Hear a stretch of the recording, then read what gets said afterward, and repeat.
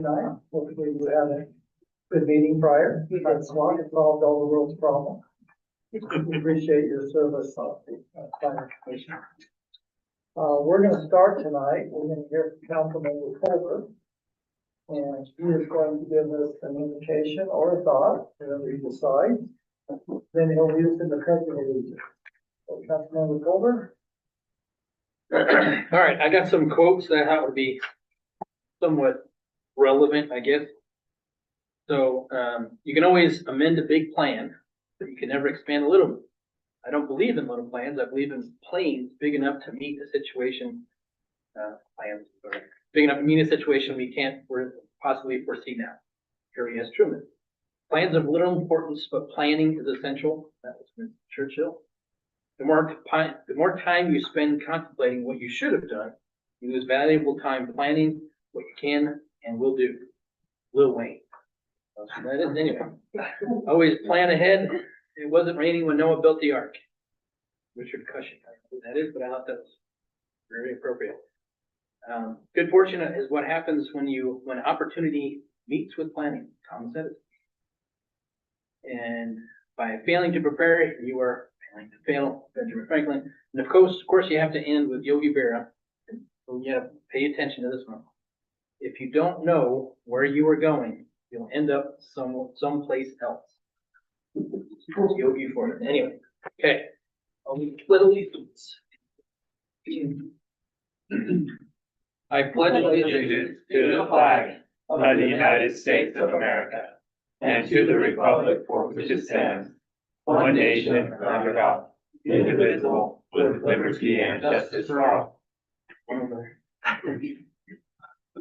Mayor and I were the only two looking at that flag. Really smart. Speaking of planning. So we'll begin our meeting tonight. We commonly ask if there's any conflict of interest regarding to the presentation tonight. We'd like to school any conflict. All right. We will move on then. We have public comments. Speaking of planning, where will they? Right between Lauren and Ryan. Right between Lauren and Ryan. If you would like to comment this evening before we begin, please step up there and state your name. And if you are a resident of North Ogden, and once again, please limit your comments to 5 minutes. So, Don, do we have anyone online? We'll watch that. Sandy Kaufman, North Ogden. I just want to say that with no microphones, it's going to be a little difficult to hear. So if everyone would please speak up, we would appreciate it. Okay, thank you. Anyone else? Anyone else? Frog in my throat.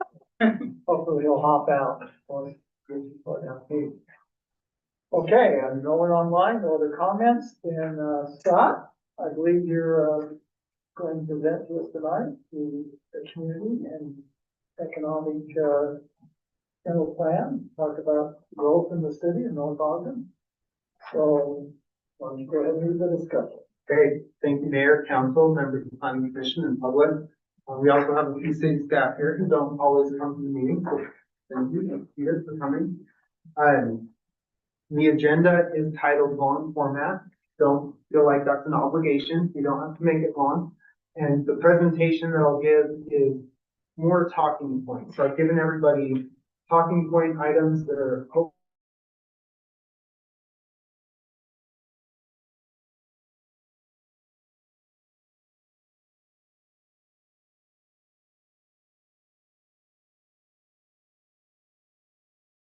Council and Planning Commission. This is really a discussion. So we want to receive feedback, information, and ideas from you.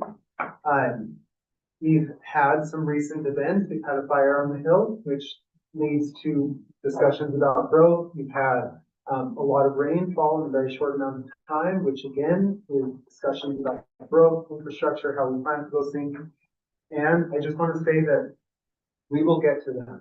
So my hope is that this doesn't just become a long format discussion about the fire and fire response and the subsequent flooding that followed it, but rather about growth, about what we want in our general plan, about how we move forward. And if we can frame it that way and begin the conversation that way, that would be helpful. And then it'll be followed after that discussion by a presentation with D.R. Fortin, who has an idea about cluster development off of National Road that's very pertinent to exactly what we're talking about. It's really good time. Councilmember Pulver, I loved what you just gave your thought with all of the planning codes. And I thought you were going to give the one that they give first year planning students, which is Daniel Burnham, who rebuilt Chicago after the Chicago fire and built what was called White City in the World's Fair. And his quote is, "Make no little plans. They have no magic.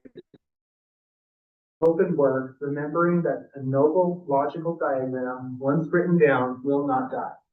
So we're going to make big plans. And once they're written into the general plan, they never die and they go forward. And we just shepherd the city along in the time that we're here. So with that, I think I've wasted enough time that maybe the presentation will open here on John's computer. And maybe, oh, hang on. We're getting there. What'd you do?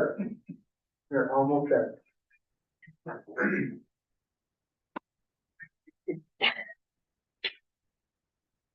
Same technology.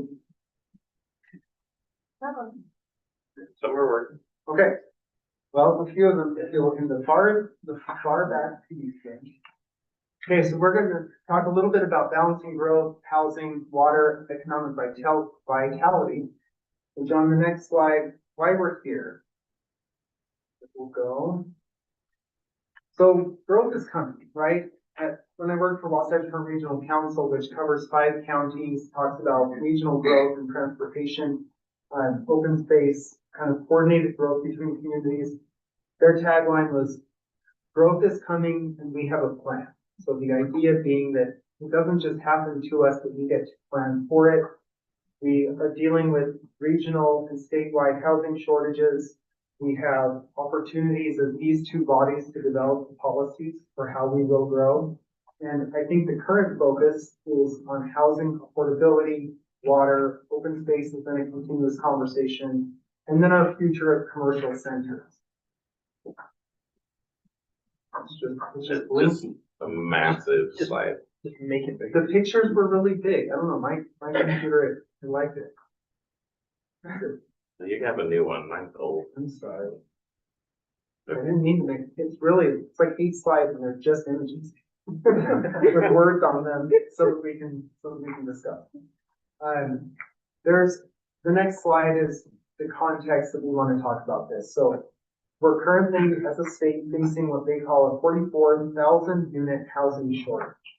And the interesting thing about that number that keeps coming up with the state legislature is that when you talk to Utah League of Cities and Towns and the Legislative Policy Committee and the groups of city managers and community development directors, that number is short by the actual physical units on the ground, not by the entitled units.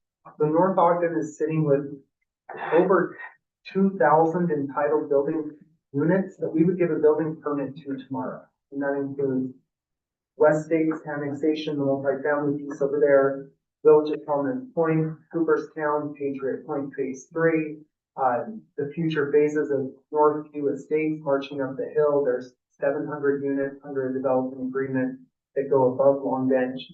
So we're sitting pretty proud with units that could come out of the ground, right? But they aren't being created. And there's a number of reasons that I think are really outside of the city's control. That's because the cost of financing right now, finding materials costs, finding people to actually build those homes, patient landowners who are just waiting out costs to see what they do.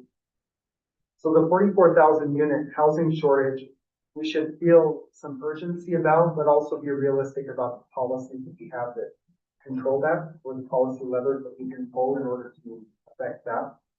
The median home price right now in Utah is $534,000. That's 27% above the US average, which I thought was pretty remarkable.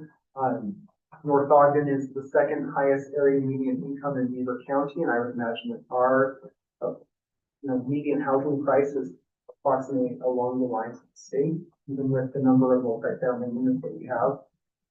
And then North Ogden has 20% of the land is zoned residential but undeveloped. So we have almost 27% of our city left that is undeveloped. And our population is estimated to double between now and, I'd like to say 20 or 25 years, but again, it's all dependent on growth and the financial market and interest rates, a number of that will affect that. So planning now, avoid the crisis later. So the way to think about that is that kind of like frames the discussion a little bit. Now the next slide, we're going to have essentially no work. We'll ask you some questions, and I'm hoping that we can have a discussion about this. Beginning with housing and affordability. So growth in housing. And as staff has thought about this, we thought, how can North Ogden balance the need for affordable housing with maintaining the character of our existing neighborhood? One question. And the next is, what tools, so as the administrative land use authority of the planning commission, the legislative body makes the laws. So council makes the laws, planning commission administers those laws. What tools, and this is accessory dwelling units, multifamily, any policies or incentives around creating housing. We looked at deed restrictions for ownership, housing ownership versus rentals. What of the policy tools that we, policy levers we can pull feel most aligned with our community values? And this is really open for discussion because we want to take this information back and bring forward a goals or policy document or a kind of our marching order. What will we do from these types of discussions to moving forward? So with that, I would really welcome the opening of any conversation we have around the housing component. Councilmember Fulton. So I guess, Mayor and I have still been arguing with the population people, and all of their data shows that we're slowing and doing all these things, and it still confounds me, but, because every data they pull, shows that there's less children going to school and this and that, and more people dying than being born. It's like, okay. And I guess we're giving all of these, building permits to ghosts. But, regardless of that, I think the biggest thing, at least on my mind, is, land ownership and how we, develop up the hill, because to me, that's the biggest thing. I think a lot of the stuff that, down off of, Washington, I think should be commercial that's next to Washington. That's just my opinion. I know it just comes down to, families letting go of it. I don't know, how we can't really coerce people, but at the same time, I think that was one of the things, is to make sure that we're talking to those people. But, for land going up the hill, you're talking more expense. So when you're talking affordable housing, I don't know how you do that. We're talking, I think we've talked before, I don't think that would be even before I was on the council, the clustering, which I think we're gonna talk about, but at the same time, you can only go down so far in price. It comes down to location, and you're not gonna get below a certain, like you said, the median price for North Ogden is because we're cool. I don't know. It's just where you are. And I think that's the problem, is that you can't push an arbitrary number down unless you're either getting money from the state or the government or something that offsets either the building costs or the permits or fees or whatever. But at the same time, the city needs to run. And as a growing city, if we build out, we don't have proper infrastructure, we're dead in the water. So anyway, that's my 2 cents.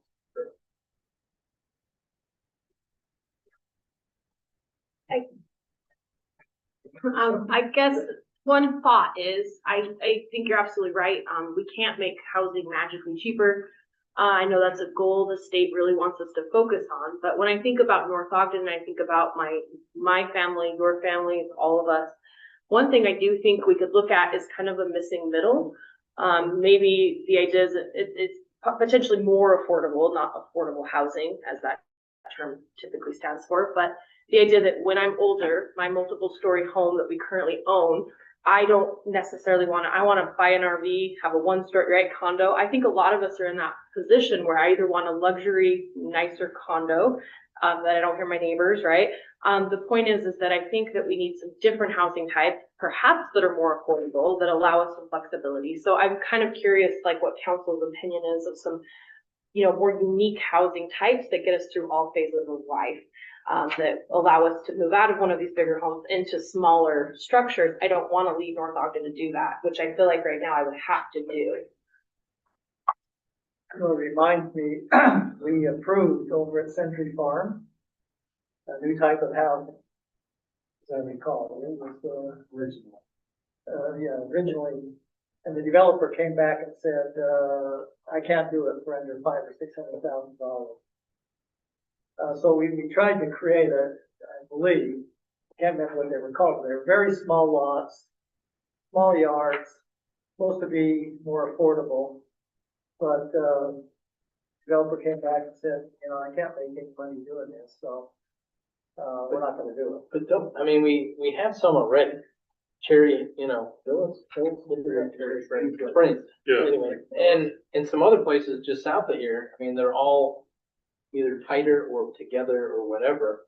And I guess the question is, you're not gonna do that up the hill where most of the land is, you're gonna do it down here. Heaven forbid you say the farm, because that lights people up pretty quick, but, that's the only location that's left.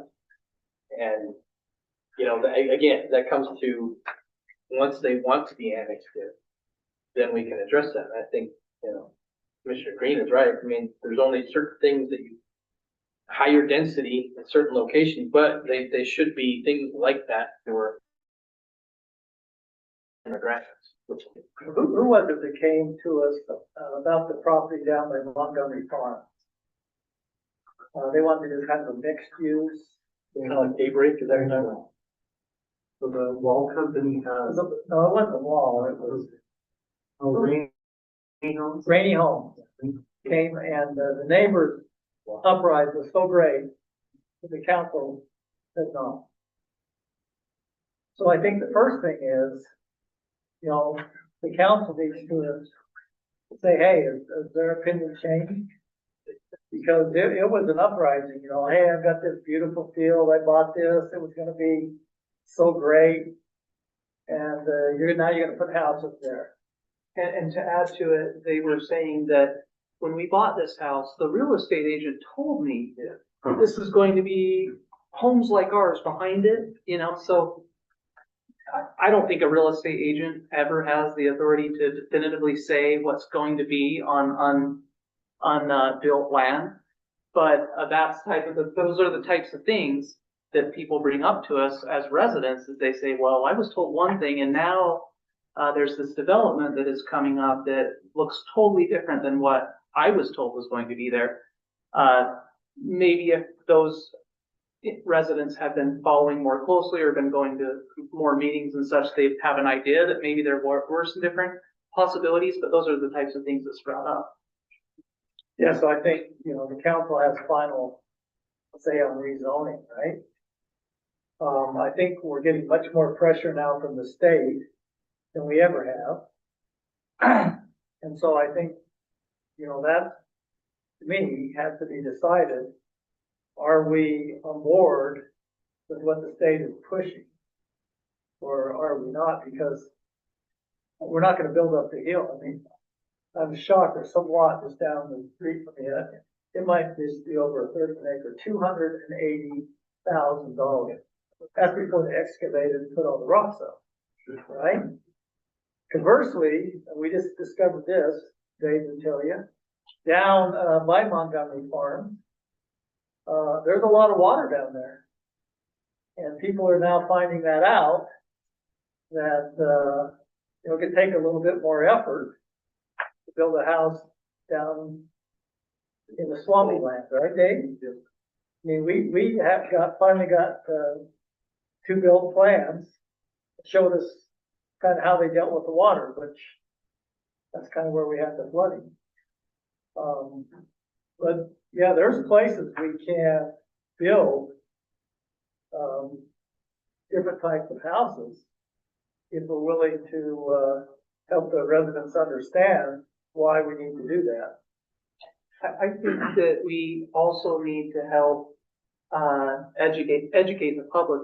I can think of a situation, this is before I was on the council. It was in my old neighborhood, it's just above 2600 North. It was the Burns property, which turned into I think it was probably a RE20 zone. That developer originally came to us and said, we want to do senior living homes. And they would have been single story. I'm not sure. I think they were going to be single family homes as well, but they might have been attached. I can't remember. But the neighborhood around there came out in force and said, that's not what we want, which still boggles my mind because instead of having single homes behind their house, they now have huge homes that are obstructing their view much more than what they would have had. So I think that there's situations like that that have happened in the past that we might be able to help educate people, say there's probably a need for housing that can fit the senior residents that want to stay in North Ogden but want to downgrade from their multi-level homes. But that's one thing that sticks out in my mind of a really interesting thing that happened is educating residents to understand. I just don't know why you wouldn't want something like that behind you. You're going to have, older individuals that are very quiet. Like that's a win for me at least. So, but that's something that comes It's to my almost mind. like we need to predict what the public wants without just listening to, I mean, I am in that same boat. I live right behind Prominence Point in the single family neighborhood area. And when that first came up on the agenda over a decade ago, I was here at every single meeting telling you why we shouldn't do it. And it turns out now, looking forward, that it's a great community. And I know there's pros and cons about it, but it looks nice and it's quiet. We've got patio homes back there for $55, and there's townhomes and there's condos, and it's really fine with me and with my neighbors. And if you had told me that before, maybe I wouldn't have accepted it. But I think there could be a lot worse. If you had like a 6-story apartment building, that could be, if you're saying this or that, right? I think the variety is great. And I think, to Commissioner Green's point, we can't say the word affordable almost, we have to say less expensive. And I think it's great to have less expensive options, for smaller families maybe as well. I think it's really great to have a diversity of options in our city and to plan for the growth because it is coming. And so what happens if we only have 27% of our city that's underdeveloped and it's supposed to double by 2050? How is that going to work, right? Without creating options. And so I think that's the best way to go. Well, and I think infrastructure, and I know the state's talking about this, but I think the fire marshal will tell us we're not too smart to continue developing up the hill in the cove, because there's only one way out. And until that other road comes in and somebody's willing to pay for that road, which I know we're working on, I think that was a wake-up call. Oh, yeah. If we would have had to evacuate that, how would we have got out there with everybody going up the hill? The other thing is, we have a development up there, I can't remember the name of it, where, they've stopped construction. Jordan Park, because they can't get water rights. And I'm being told that the secondary water system up there has all their water committed. So over and above what they've committed, people are gonna have to find water rights, and apparently they're getting harder to find. Is that true, Fire Marshal Martin? Water rights, I don't know about, but yeah, access is for sure. You got it. That's actually a really good segue, because it's been 25 minutes for the meeting so far. So the next section is water. So are there any final thoughts on housing? They call it attainable housing, not affordable housing, which is just a easier word to use. Or missing middle or housing variety. Is there any final comments on that housing component? Just a daybreak and the stuff that they're doing out just direct west. Wow, I hate it. is something that people do like, shared driveway and this, that, and the other, that, one house and it's got 3 different entrances and there's 3 different, families living there. I don't personally enjoy it, but Daybreak seems to be eating it up and, other locations as well, so, that's something to think about as well. Scott, according to our general plan, maybe it would be good to identify where we could put things like, single level housing, condominium, in accordance with our general plan, what needs to be amended or what's available now. Once we identify where that can happen, then we can outlay, the council can work with the planning commission to lay out a plan and start educating the, citizens that that's the plan. But I'm not sure I know exactly where something like that would work. I know Mr. Swanson at one point in time was thinking about downsizing and trying to find a single level place for a person his age. It's hard to find. Hard to find it. Couldn't find one. We have an AED here. Yeah. Yep. But my understanding is they weren't easy to find in the city. No. Oh, none in the city. So where could we do something like that? Because I think we've identified ADUs, condos,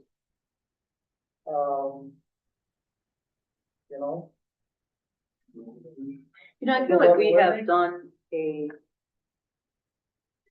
pretty good job down in the 1700 in Washington area of really taking a look at that for multifamily dwellings, affordable housing for young people, apartments, townhouses. There are a number of developments down there that perhaps haven't been completed or even been started yet, but are zoned that way and are going to provide a tremendous number of units down there. I think my concern, you get the Patriot Point, the townhouses and things over there. I mean, my concern is like, are we pushing all the affordable housing into one area of the city?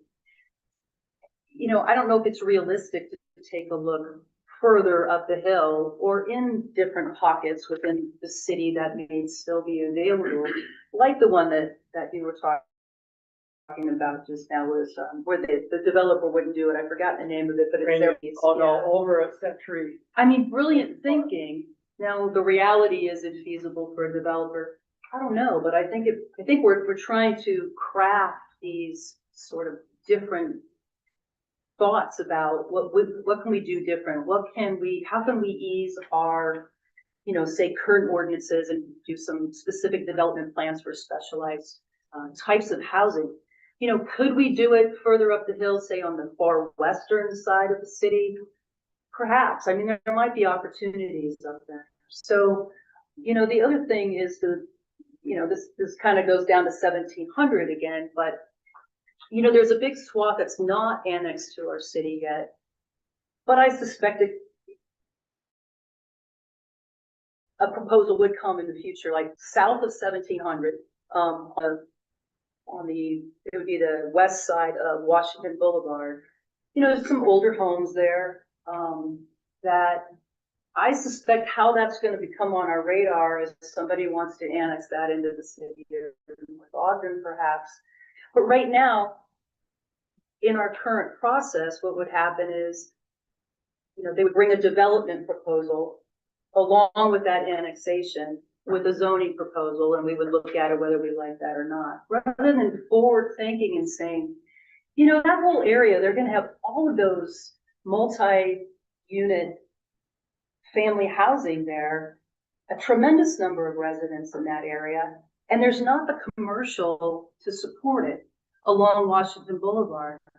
But can we think ahead and say, I don't know what mechanism we would use to say, okay, we don't own that right now. It's not in our city. But when and if that becomes available, or somebody brings something available to annex or a proposal to annex, our intention, our plan is to zone it blank. That way, when a developer comes and says, oh, we want to build more single-family homes there, and we want to annex it, our options are to say yes or no. We don't have the opportunity at that point to say, well, we want that to be commercial. Unless we already have that in a plan. It's hard to make a plan for pieces that aren't in our city. Another section that is say 1700 North on the east side of the road. There's some old apartments there. There's some older homes, maybe RE20 types of property. Right now, whatever it's zoned is whatever it's zoned. And in our current process, it would only come on our radar when a developer brings us a proposal to say, okay, and they want to zone it, whatever they want to zone it. And then that opportunity is lost to us. Or is there an opportunity? I mean, I hate to say, well, could we rezone somebody's property that's there right now?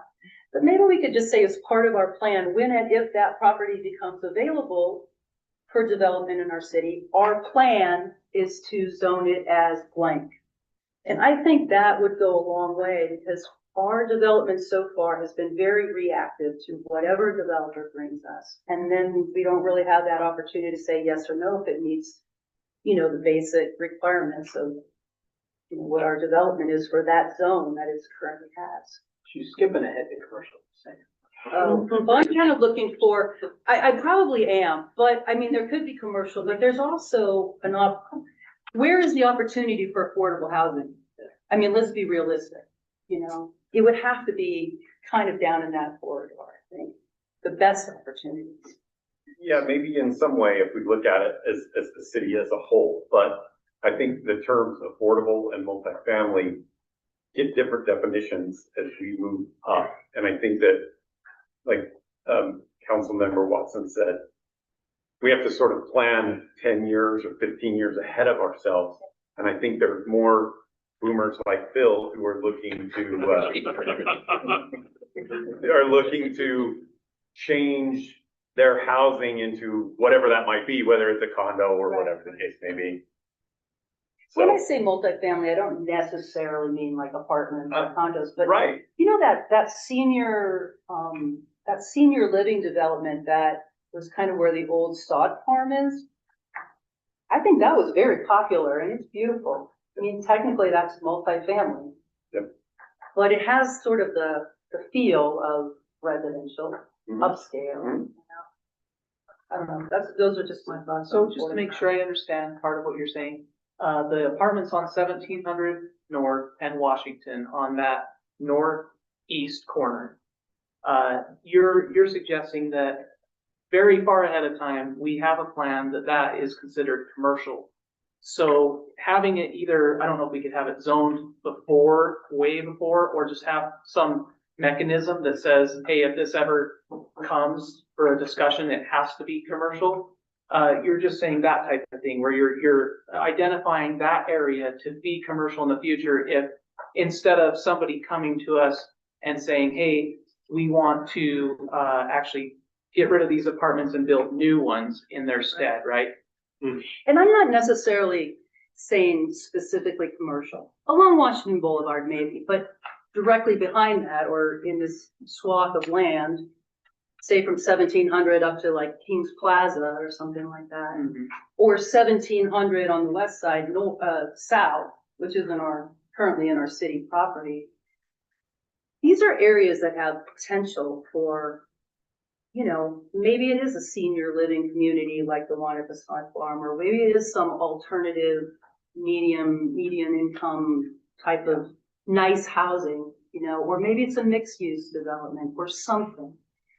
But it would be nice to have a vision where we kind of know what we want there in the future and have it in our plan for that. So when that developer brings us something different than that, we have some sort of teeth to say, that's great. But in our current plan, our city's vision is when this property becomes available, we want it to be zoned as blank.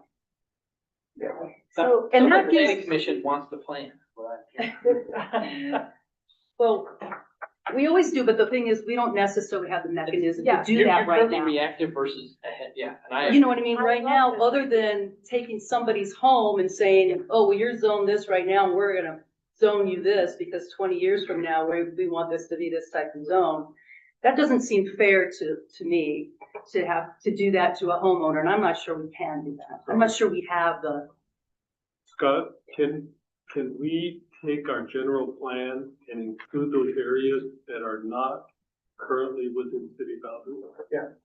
So in our annex policy, we can establish what our recommended land use should be for that, for future land use within, areas to be annexed. And the nice thing about North Ogden is that we have no contested annexation. So even in Pleasant View and Harrisville, we know what our annexation border is and their annexation border is based on the utilities that they serve. So we can apply forward that future land. Yeah, use. why don't we just include it in the general plan, that potential zoning or use? Yeah. So it is right now, actually. So that area down there that you're talking about, south of 1700 down to 1500 north, is all this multifamily and mixed-use commercial area.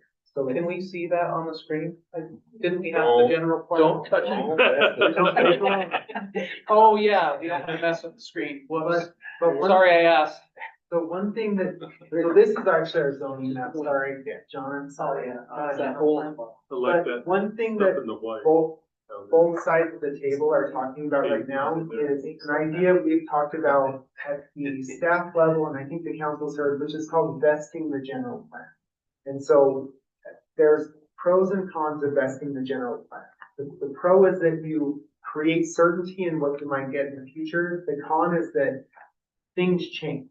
So had we vested the general plan 20 years ago, the world that we're living in right now in responsiveness to development patterns would be significantly different than it is today because ideas change, markets change. So I would say vest it, but vest it cautiously, or put a time horizon. Like we vest this, but we will look at it really closely in 5 years, and then in another 5 years, and then in another 5 years. Because had Woodfield Farms developed all the way to Monroe, it would be single family, 8,000 square foot lots. And Monroe in the future is an 80-foot right of way. Drive right over here to the little, and you can do donuts in the street, do circles at 80 feet wide. You start to think, in the future, with 40,000+ people in North Ogden, this is a 4-lane road. So do we want hundreds of single family drive backing out onto this 4-lane road, or does it make sense today to maybe accept a compromise of some townhomes that have rear-loaded garages that face that 80-foot corridor, and they act as a buffer to the existing single family? And that's exactly what Rainey Homes had proposed, and the neighbors came out very against that because that development doesn't look like my development, and therefore it's scary. But at the same time, once it's there, they're all neighbors, they're sharing the same elementary schools, they're sharing the same shopping stores, churches, services. So it's an idea that today, you've got to think about today versus what does it look like 15 or 20 years? Can I ask a question? Yeah. Kind of along those lines. So on the 1700 West States development, on the west side, we couldn't get the front, like bordering Washington homes for sale at the same time. So how would that work in the future? Because what we wanted, well, I guess what my thought was, is that we wanted commercial on Washington with the apartments behind it. And now what we have is these apartments that are so close to Washington without touching Washington, and there's hardly any space there for us to get any commercial in if the homeowners decide to sell, which each one would be at a different time. So how is this all gonna work out? How is one developer gonna pick up all these houses and develop commercial along the whole thing if they all sell one at a time? Tommy, you trying to say something over there? Well, I was gonna mention what Scott did, and so by vesting the general plan, it adds some predictability to the developers. So they might buy 2 houses knowing that eventually the third one's gonna come for sale, and now they have their parcel. And they would just sit on it for a decade. And they've got, but they can rent the house out, they can use it, Yeah. but The idea is by investing in the general plan, you take away the uncertainty and you don't end up with a developer coming in and saying, what will you give me? Before I know if I even want to buy the property. It can actually speed up the process. The one cautionary thing is, if you vest the general plan, in a lot of ways, it takes the council out of the discussion unless you want to amend the general plan again.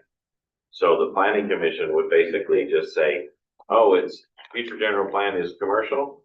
Okay, it was residential, it's now zoned commercial, and your subdivision's approved, right? So it speeds up the process, which is good.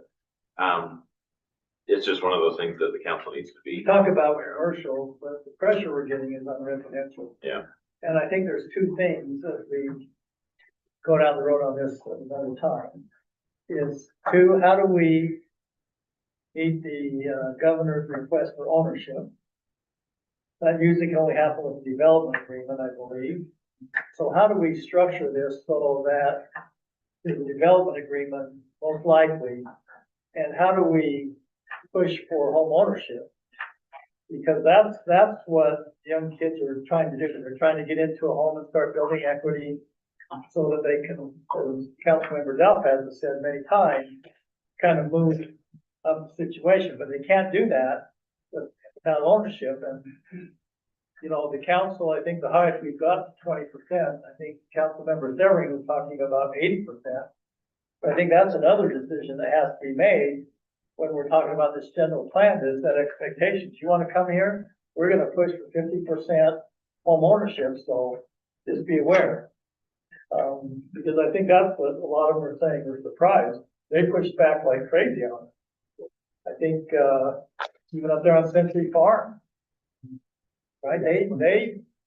We've got to have a mechanism in there that we can have some type of development agreement that requires ownership, while at the same time finding out we're gonna annex this stuff in, or even in the general plan, here's what you can expect.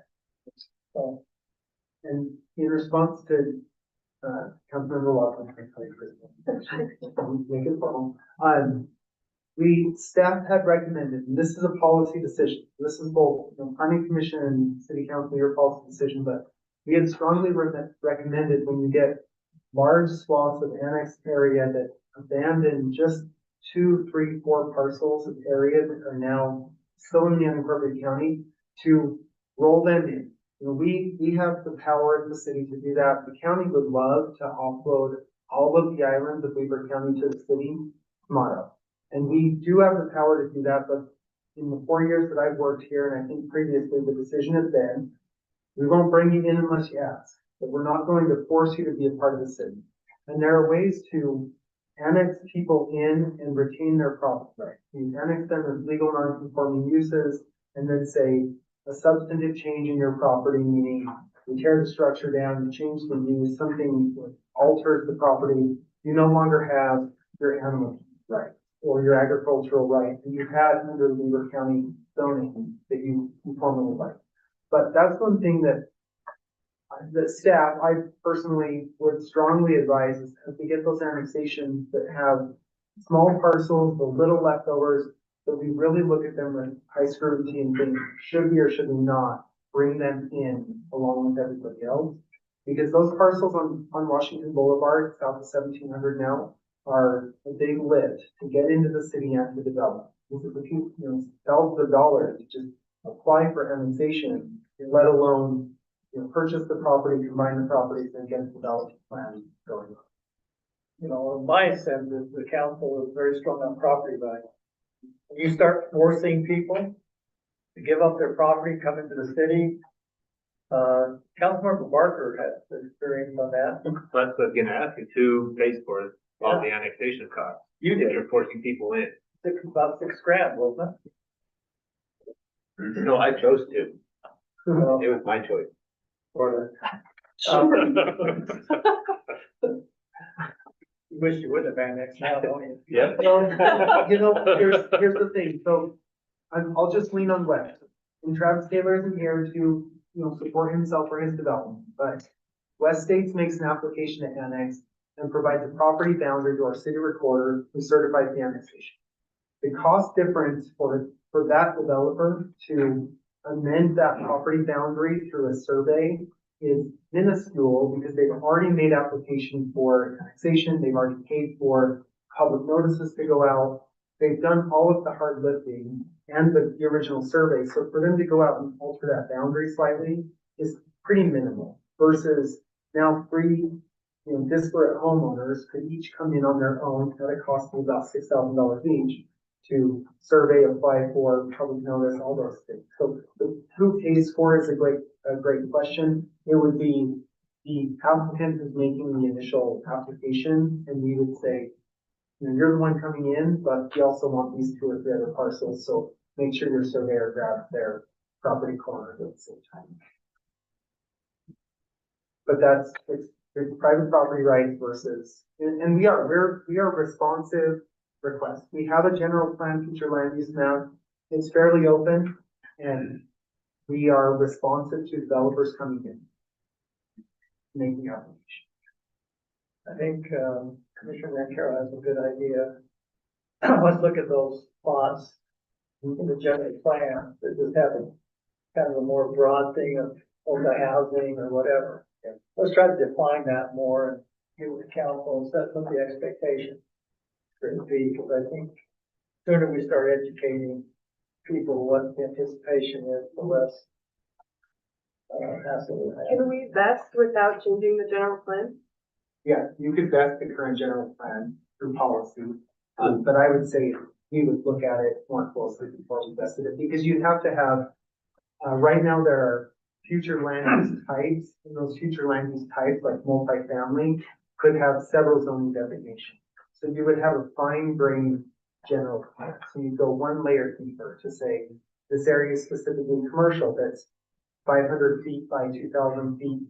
In this area, you want commercial, this area you want R4, R3, R2.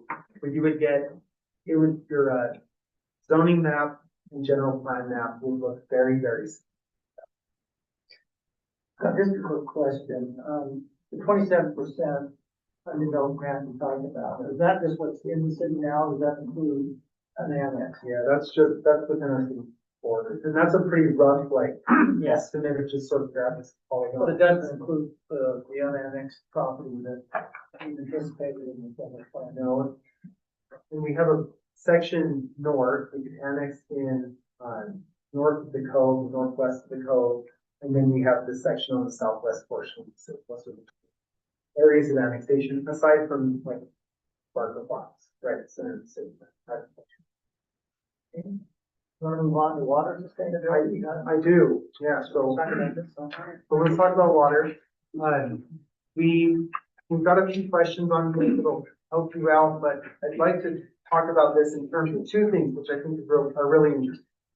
One, North Ogden is extremely fortunate that all of our culinary water is self-sufficient, self-provided. We don't buy any, we maintain those resources entirely. Our average household use, as far as I could find, is about 300 gallons a day, which is still high, but it's below state average. So we're doing better than the state average, but generally we're still probably do a little bit better. We do have a really comprehensive water impact fee study that will guide future capacity that we're just about done with. But the 2 things, and one was brought up by Nate Davis, our building official, is what's our contingency plan for future water connectivity? So take Rice Creek. Rice Creek is literally a creek, it's water that comes out of the mountain and fills up our tanks. We do turn it off from time to time, and the other water resources are balanced across our city, but that's not a permanent solution. But under something like an earthquake, the majority of our hillside is an alluvial dam. This is worst case scenario, but Rice Creek could turn off, or it could pop out in another area of the city. John said this morning, it could pop out in my basement, and it could be running uncontrolled in somewhere else in the city. We've watched that happen where high water here, snow melt, water goes underground, and then it pops up, and all of a sudden you have a squishy intersection. You can't drive on, and it makes the year to rebuild. So the 2 questions I have is, what should we do for future water connectivity? Is that working with Pleasant View, Harrisville, and Ogden City on better multi-city balancing of culinary water resources. And then there's the question about secondary water, which again, we're extremely fortunate that we do not own or operate or maintain any secondary water. I would not recommend we take it on. But we are now getting the point where developers are required to bring actual wet water shares within the water boundary in order to develop. So we have a subdivision, Jordan Park on the hill, that received a conditional will serve letter for secondary water that said, yep, we'll give you a secondary water, we'll let you connect if you bring the water share. And water shares are $25,000 to $40,000 a door. So it's horrendously expensive once you start getting, a few dozen houses out on the cost of that.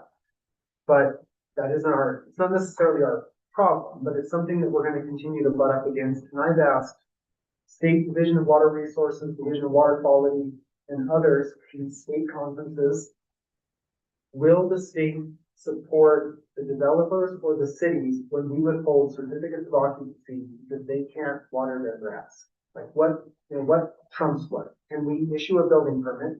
Which right now in Jordan Park, we have some building permits that we're willing to issue. They cannot get certificates of occupancy until they have secondary water. That's the policy of the city.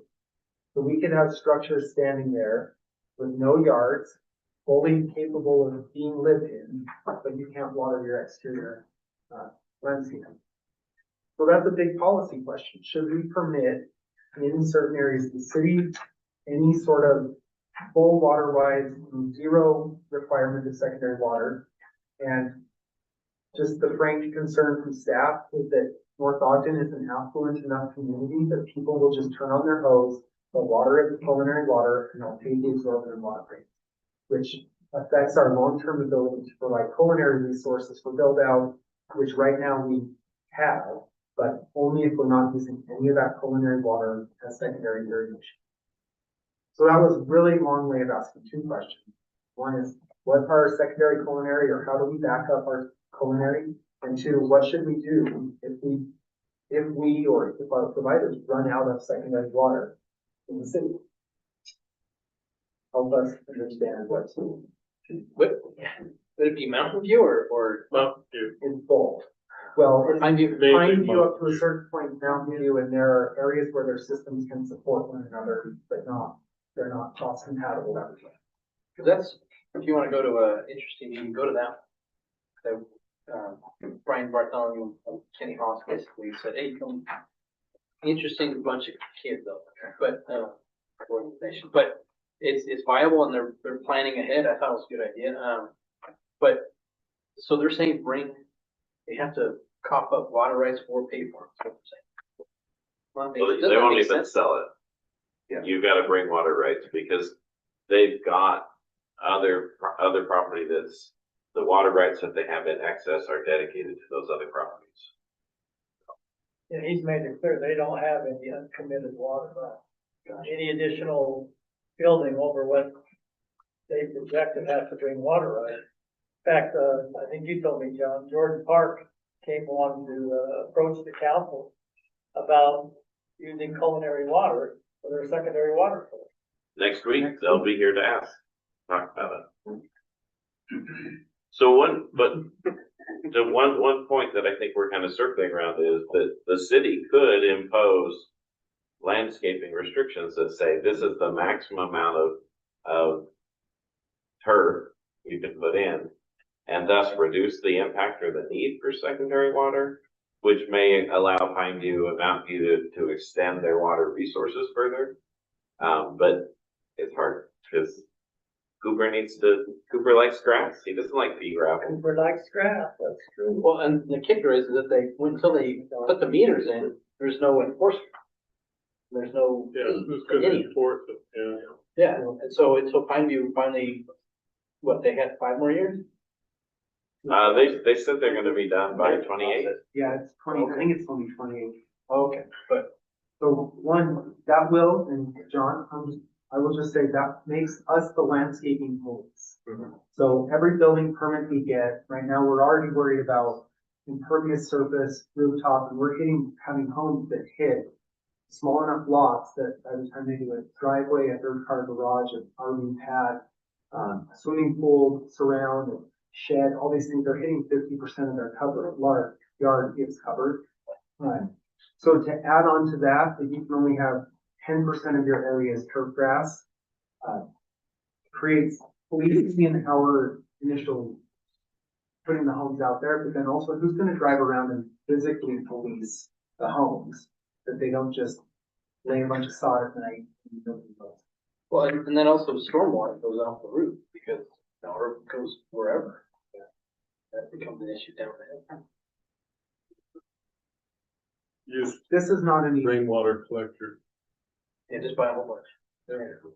What do you need from us that would help you in terms of narrowing this down? I mean, you must have The some solution. thoughts. Yeah. Solution. Oh, well, that's what you mean. It's a harder question. I think we want your support. If it's like John said, let's limit turf grass recommendations. Well, that comes down to a code enforcement. That's code enforcement question. We're not doing that because like Chief said, we need 2 more just to do what we're doing. Right. And we agreed it's fire life safety. Grass is fire life safety. So, I mean, they're gonna go, yeah, and we can't even enforce the ones where there aren't fire. So how are we gonna enforce it? I just think that's a fool there. This one might just be, the information is out there, the concern is coming, and we're thinking about what we do. But there are only so many, again, there's only so many policy levers we can pull. And you can put codes on the books all day long, but if you're not able to maintain them and administer Are them. there any cities that, you know, nationwide have grappled with this that have given us any templates we could follow or look towards? Well, Southern Utah does really, so like Ivans or Santa Clara, they're really good at it, and their landscaping is, they've got really, they're hardcore about dripper systems and X percentage of plants. You can only plant these types of plants because they're water wise. And they are very, very good at, you know, adapting. Do we know how like the code enforcement end works for them? You know, because I mean, I think that's a very valid point that it seems like a nightmare. They've doubled our budget, so. Yeah, they have transient room tax down. They've got more people coming and going than we do in, I think that's what she, like, North Ogden, so they have money to watch it. And they do a lot of HOAs. Most of their new development is all HOA. Las Vegas and Phoenix are also good examples of outdoor water use. Scott, you have 2 questions here. What standards or policies could be put in place to ensure water security in the future though? So I'm just here to opinion. We need to stick with, we're not gonna use culinary water, secondary water. That's a non-starter. Yeah, but yeah, we've got people coming in there. We just let the people know that are coming next week that that's our stand. It seemed like. Send them an email ahead of time. Well, but Yeah. I'm just messing. But I mean, right now, you have to have secondary water, right? That is our policy. So what they'd be asking for is an exception to our policy, right? Because we won't issue a building permit without secondary water. You want to shoot? I think you want to use up all your water, start water on with it, right? So they can get the building permit, they just can't get on. They can't pivot it. We can sell it and not. Should we now be concerned about any new developments that are brought before us, you know, as viable homes? In reality, perhaps, you know, there's a showstopper. Yeah, you could call that, a staff oversight. You know, when we get a will serve letter, you read the will serve letter and you assume this company that we don't manage, maintain, or regulate says that they will provide this company over here water. Well, in the letter, it says that these guys have to provide water rights. That's pretty standard. A lot of ground is sold with water rights. The water rights are turned right over, they provide the water, and it's just like a fee simple transaction, right? In this case, the property that Jordan Park is sitting on did not come with water rights, so it's a +1 purchase they have to make.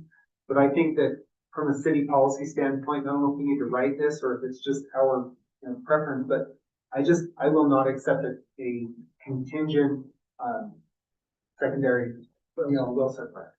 So with Jordan Park, was that, the subdivision was fully approved, if I remember correctly, right? So when it was fully approved, this was not a topic of conversation or something we had any knowledge of, I'm guessing, right? No, I mean, we didn't, and then it's changed hands, but. So we had the letter that said, we'll serve it. we'll provide water. And, you know, we're getting a little ahead of ourselves for next week, but it says, but of course, that secondary provider says only if they give us the water rights, they install the pipes, they put in the meters. So it's all these, it's this laundry list of stuff we see all the time that, you know, the developer has to do all this stuff, Mountain View, they can do it all themselves. But then what ends up happening is there's just not enough water that's acceptable to Mountain View available, because to get it to their system, it has to come out of like 3 different locations, and none of that water's for sale. It almost seems like a very best case scenario in a way, because people are always screaming that they don't want property to develop up the mountain. And if there's a legitimate concern about that water won't be able to be provided, either they pay up to be able to provide the water for secondary, or they don't build. And I imagine, other than slightly easing the property tax burden in that area, most people would be very excited that that piece of land will not build. I mean, there's just subdivision approved, but they're not. My personal opinion is that the state, that we will lose that argument, that property rights will trump the ability to water your landscape. Meaning that, Yeah. that's just my guess, and I'm not a land use attorney, but I'm waiting for the city to get sued over doing it. Scott, how much of the area that Mountain View services, how much do they, or can't they service of their serviceable area? Well, Marriott Lands, who is Mountain View Irrigation, has significant water up there, and they have a development agreement with an approved number of units. I would imagine they have the water available to build their own projects. So it's the projects on the periphery that are north of 3500 north and kind of east-west across the city that would be served by Mountain. And it's just those peripheral projects. I mean, that's an estimate, I guess. They have their own water. They have enough to do their development, and that's it. But Scott, just to clarify, basically, they can't force us to give them water, but they're saying, if they landscape, don't use any water, then you can't stop them. Well, that's my concern. My concern is that the state will say the right to occupy a home is more important than your desire as a city to have secondary water for their landscape. That is secondary water an essential property right, and a bundle of sticks of property rights in order to own a home. So, and that's right now it's a policy question. So for us, yes, we won't issue you a building permit without a yellow sheet. Yellow sheet is your secondary water, right? You remember that you built a home in my house. And so, we just won't. We won't issue you a building permit. And I think we conditionally issued building permits, or we permitted a few to go through in Jordan Park to get the property started. They haven't technically recorded yet. Yeah. So once they record their subdivision, they're possible that we could issue some building permits, but we've made it clear we won't issue certificate of occupancy. And that's the part I'm waiting for the Property Rights Coalition up at the legislature to come and cry foul that cities are holding up housing because we can't landscape here, and we can't irrigate the land. And I'm really interested to see which direction that goes. The state of Utah is a item. So the only other option then is to have more code enforcement and require xeriscaping. What if there was a way that we could have some kind of 4th or 5th tier of our water bill, where if you hit this tier, then it's like $1,000 a day or something that would automatically control it? You could do that, but the thing is that I'm exaggerating, but well, we only have water resources. Lauren is a former city engineer. We only have the water resources, and then the state requires you to have so much capacity for fire flow that you have to maintain. So what it would really do is increase everyone's water costs dramatically, because we'd be building reservoirs all over the city to hold more water so we could firefight, because that water would be draining out the tanks daily during the summer for water risk. And that's a little dramatic, but yeah. I think Mountain View one share, we get 320 some odd thousand gallons for the summer. And, I mean, people will blow through 1 million gallons, and find a crazy amount of money. So I can't imagine, something like that where people just don't care.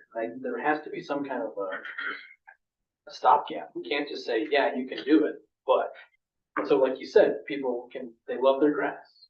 People are gonna put grass in. There has to be, if any of that is allowed, there has to be a significant, like, $20,000 fine. I mean, something ridiculous that if anybody, you're done. There you go. What Mountain View says is that if you use more than double your allocation, there's another point to talk about an acre of water. If you use more than double what you're allocated, they shut you off. Yep. They cut you off. Even more than X amount. But are they all metered? Yes. Yes. They are all metered now. I don't know if they read them or not. Is that just for culinary? No, that's secondary. But we've done the same thing with, we don't have the policy to shut you off if you use too much water, but all of our culinary water meter. Just watching this after this rainstorm and just watching people the next day. Yeah. Yeah. Just every day, water in their lawn, you're like, it's on the time. Well, this is one to think about. We've got time between now and next week as the legislative body to consider this a little bit too. And be thinking about what would happen if, like, say, Rice Creek just moved, the water moved. What would we do geologically? And how would we make that up? What percentage of 40% along those lines, or people there said, of our available water comes out of Rice Creek? And like I said, when the water's running really fast in this turbidity, so that means like shaking up sand inside the water. When it gets too high and the water quality doesn't move, we'll turn it off, turn Rice Creek out, and then the water flow lessens and we're able to pump the right way. So we're able to balance the water around, but for those short times when Rice Creek goes down, in effect, our ability to fight fire is reduced during those times. Right? We just have less water storage and capacity at any one moment. So, since you said fight fire, I was going to bring this up. What we noticed on this last fire is we tell people not to water your grass because we're pumping or pulling out of all the ponds. Every house almost had their sprinklers going, and as we're walking around, the spigots on their houses were on. Someone's just dumping water. Yeah. So if we were using culinary for secondary water, you're going to be draining those tanks faster than what we can pull out, because everybody's going to be watering their grass trying to protect their houses all at the same time. Yeah. So that's just one more thing. It is a big deal to have culinary be secondary, in my opinion. Okay, well, let's move on. We've got a few more things to get through and interested. So the next one is open space. This has been a hot topic for the council, and planning commission is concerned about this as well. So we want to assure access to open space is spread evenly throughout the community. That's one thing that just makes sense. Everybody has equal access to open space. Open space helps maintain a high quality of life. One thing I'd like to point out in the general plan, since this is sort of related to or talking about the general plan, is that we have these conservation areas in the general plan, but there's no policy that means anything about the conservation area. So I like to harp on Northwood Hills because it was subdivision approved before I got here, so it's always easy to look back at the guy with the for. So Northwood Hills is the new subdivision up 2600 North before you hit Mountain Road. It backs into Oakmont Park. Beautiful single family neighborhood, R110s, they're between 10 and 12,000 square foot lots. It's a perfectly legal subdivision. It meets all of our rules, recommendations, but it was developed in the conservation area and they conserved here. And so the question became, what does the conservation area truly mean? What are we trying to get out of it? Is it a collection of a certain number of acres of open space per development? Are we going to upzone, but only in the condition, under the condition that you give up open space? Is it fee in lieu of? And I think one of the most powerful things that the city has done recently is the impact fee study for parks and increasing our impact fees per door, because that will make make sure that our open space continues to be maintained at a high quality and developable as our population increases. So keeping the impact piece up with desired, or up at a cost level with the development is an important one. But what critical open space needs should be focused on to maintain that high quality life between now and build out. There are some under-parked or under-open space areas of our city. 2100 south down to 1700 on the east side, there's really no open space south of the Morton Elementary. The west side is pretty limited on open space, but we do have an elementary school and hopefully a park going into that elementary school. But what's the policy that we should be thinking about in those conservation areas, or what does the council hope to achieve with open space collection and development? And I'm sorry. During my life. So one thing that comes to mind with this is in our general plan, we have X's over areas that need a park. So an example is the northwest quadrant of the city. I think there's a big X on it that says park needs to be here. There's a house there. Yeah, yeah. So, that's one of my thoughts is that we have determined on a general plan that we would like to have parks in certain areas. With the West States development, at least, we were able to negotiate a small pocket park that goes into that development. So that's better than nothing. It's not very large, but it's something. And so my thought is we just need to always have that top of mind when these developments continue to come up, going north into the mountainside. My concern is that the phases come in spurts, and so by the time all of the phases come in, and I think that Commissioner Green mentioned this in one of the previous planning commission meetings or something to this extent, but that we don't have a real good plan of how to conserve space for parks and areas. And I think part of the problem is, I think we just recently had a Marriott subdivision that was approved. I think it's probably about 20 or 30 lots. It's that Northview Estates, maybe phase 10 or 11, something like that. And there's going to be a point that we have no more room and we just continue to go 20, 30 homes at a time, and we've never conserved that space. So we need to figure out what is that way or mechanism to require that park space to be reserved. Well, and we also need it flat. I mean, the stuff we bought from Weaver County was cheap, but Yeah. it's a freaking. Yeah. So I guess my point is that sure, we'd love open space, but it needs to be somewhat flat. The thing over on the west side there on, not even a park necessarily, but, space in the name. Anyway, it's north, but it's on the west side, like 102. Frog Rock. What's that? Frog Rock. Well, Frog Rock, whatever it's called. Yeah, but it's not really, it's just kind of an area. It's not really, it's a slope so much that you can't really do anything. I guess my point is that, we have a dog park in a detention pond, and everybody complains about it. Really we need to kind of, if we go up the hill, any flat amount of space is because they put retaining walls up. So I don't know how you do it. I agree it has to be done up the hill somewhere, because the last one is Mountain View, 3300. Yeah. That's it. So, anywhere, and I don't know how you do it. Put an X on the map, but then the developer comes in and says, I'm putting 40 houses there. We can't stop them. One thought about that. So I have kids that are involved in sports heavily. Soccer, for example, I love the thought of flat. I love the thought of, I don't know if, you guys are probably aware, but it is like back to back to back on soccer. Like it's almost impossible for coaches to find a practice space. Like it's an ongoing drama. We have text threads that's like, nope, that part's taken by 3 teams. Go to this one, go to this one. Like it's kind of a joke in North Ogden to find those sports, like flat fields. So one thought is like in Kaysville, you know, they found flat land and just condensed, like, I don't know if you're familiar, but like that multiple soccer field, like flat land square.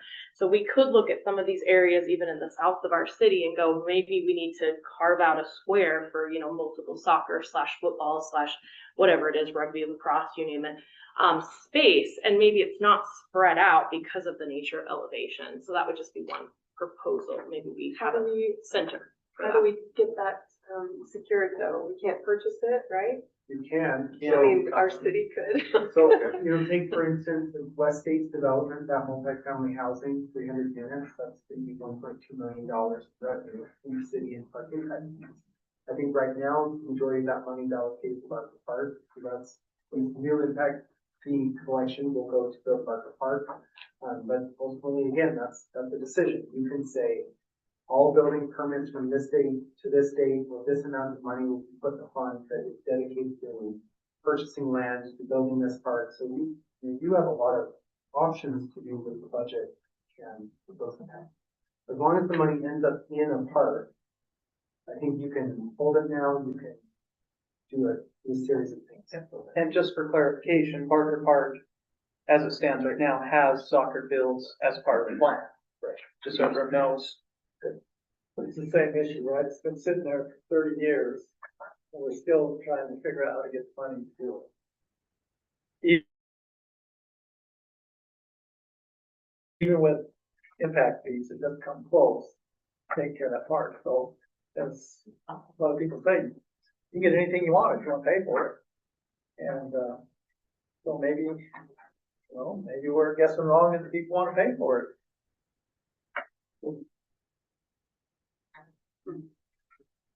And you can like on children's basis. So do we need to update the general plan? I guess that was one of my questions too from that, because we can say we'd love to put a park in a certain location.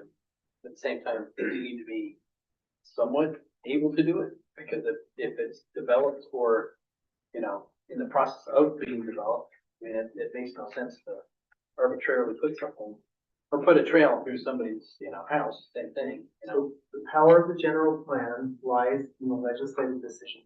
Because you have vast authority in legislative decision. So at the time of annexation or rezone, or any time you get a recommendation from planning commission, the decision is held in your hands. You have far more ability than the general plan says this area will be R110. Developer comes in and they play in our R110 sandbox and they slide a plan across the table that meets all the requirements. It's administrative. I can't at that point require you. So in some ways, like what Farmington City did years and years ago, they downzoned the entire city. They took away property rights from everybody and said, if you were quarter acre, it's now half acre. If you were half acre, it's now an acre. And then as people came back and said, well, we want our old density back, we want quarter acre lots here, the city said, we'll give it to you, but you're going to give us fee in lieu of that for open space collection. You're going to give us money, you're going to give us open space, you're going to give us a trailhead. And it was really aggressive. We did that for about 15 years, and then we built that great big park by Dave's Jail. A huge piece of parkland owned by Station Park. It was funded after years and years of development collect money. So that's kind of the opposite of the prescriptive general plan. And in the prescriptive general plan, depending on the developer, the area that you stuck apart, you would be stripping property rights off of that property owner's property. You'd be saying, thou shalt not develop here, it will be a park. And I worry about that as well. So we could downzone the entire city, make everything a legislative decision, have a rezone, get literally anything, and then it becomes a negotiation of every project.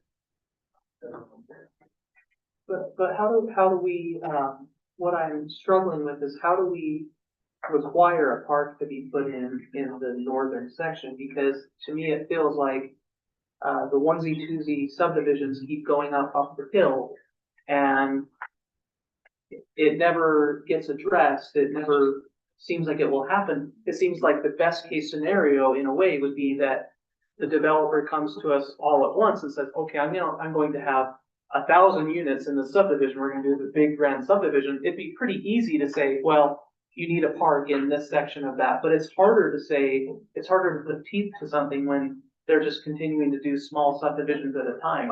I'm struggling with how to handle that. Brilliant, brilliant, brilliant. So, Really, one, How do we handle that? we have. one benefit our city has that not a lot of other cities have is the majority of our hillside is controlled by one entity. And so we will likely have an opportunity to say, look, you may get extra units or you may get a different type of unit than we normally approve, but in exchange, we want a fully developed park. And like Scott was talking about this negotiation. The trouble with that is it's not gonna come with, hey, exactly what's always been going up the hill, we're gonna keep getting more of that. It's gonna be a change. So I call it, the city gets to print money. If you give density, you add value to the ground, and so getting a park as a exchange for that density is, as long as it fences for the developer, they'll do it. I love the discussion we had with Meredith It doesn't have to be up there. when they came in. It's easier on their ground. But I just don't see how you're gonna make it up there. I mean, You got the flat, you got the long range, right? okay. It's relatively Yeah. flat. There's a flat.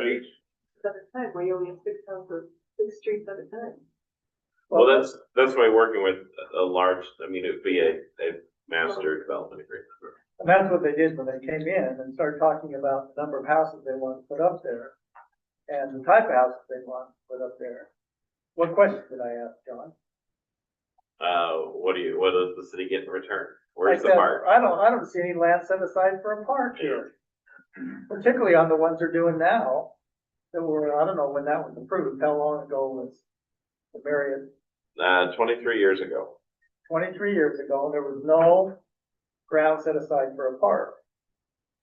So when they want this new one, that's the first thing we asked is, we don't see any ground for a park here. And John said, yeah, that needs to be flat ground, by the way. And they're like, Oh, that's where it's easier to build. We don't. Yeah, that's. and the response was, oh, Yeah. we've always planned on having a park up there. I said, well, it's good to plan, but if you're gonna come back and want X, Y, and Z, we're gonna want, I think what I say, 10 acres, John, you said 30. Mhm. We'll probably get 20. But, I mean, that's really how the city, I think, has to look at this going forward. It's gotta be a win-win, right? If you want this, we need that. And that's kind of what we tried to implement along the way. But I think that's the approach the council has to take. If you want additional density or you want different type of housing, then that's good. We'll work with you, but we need some help too. And in fact, that's part of the discussion that several of you were involved in with the Century Farms, right? We got land for a park, and then the city combined some of our land with it. We created a park over there, right? An experience. And there was that cash, It can't be a park because there's no restrooms because it's too close to the wellhead. and there was cash that came in it too. Is there any opportunity at the point of annexation to, usually it's like they request annexation and then the zone is fine. Is there opportunity at that point to say, okay, well, here's where our X is, or here's where we want to park? Yeah, well, we agree to this annexation, except this particular area is gonna be zone civic or whatever the park zoning is. And then the rest of it is zone, residential or whatever they want. It seems like that would be the point where, and if we know where that box is for the park or the general area, even if they come with the onesie, twosie, 20 houses at a time, we kind of conceptually know where that is. It's like, well, when you annex that land, this section is gonna be annexed as zone for a park. That's exactly the time you should do it. Yeah. It's all that land up there that Marriott has, most of it is in the county. That was the discussion, they want us to annex it in.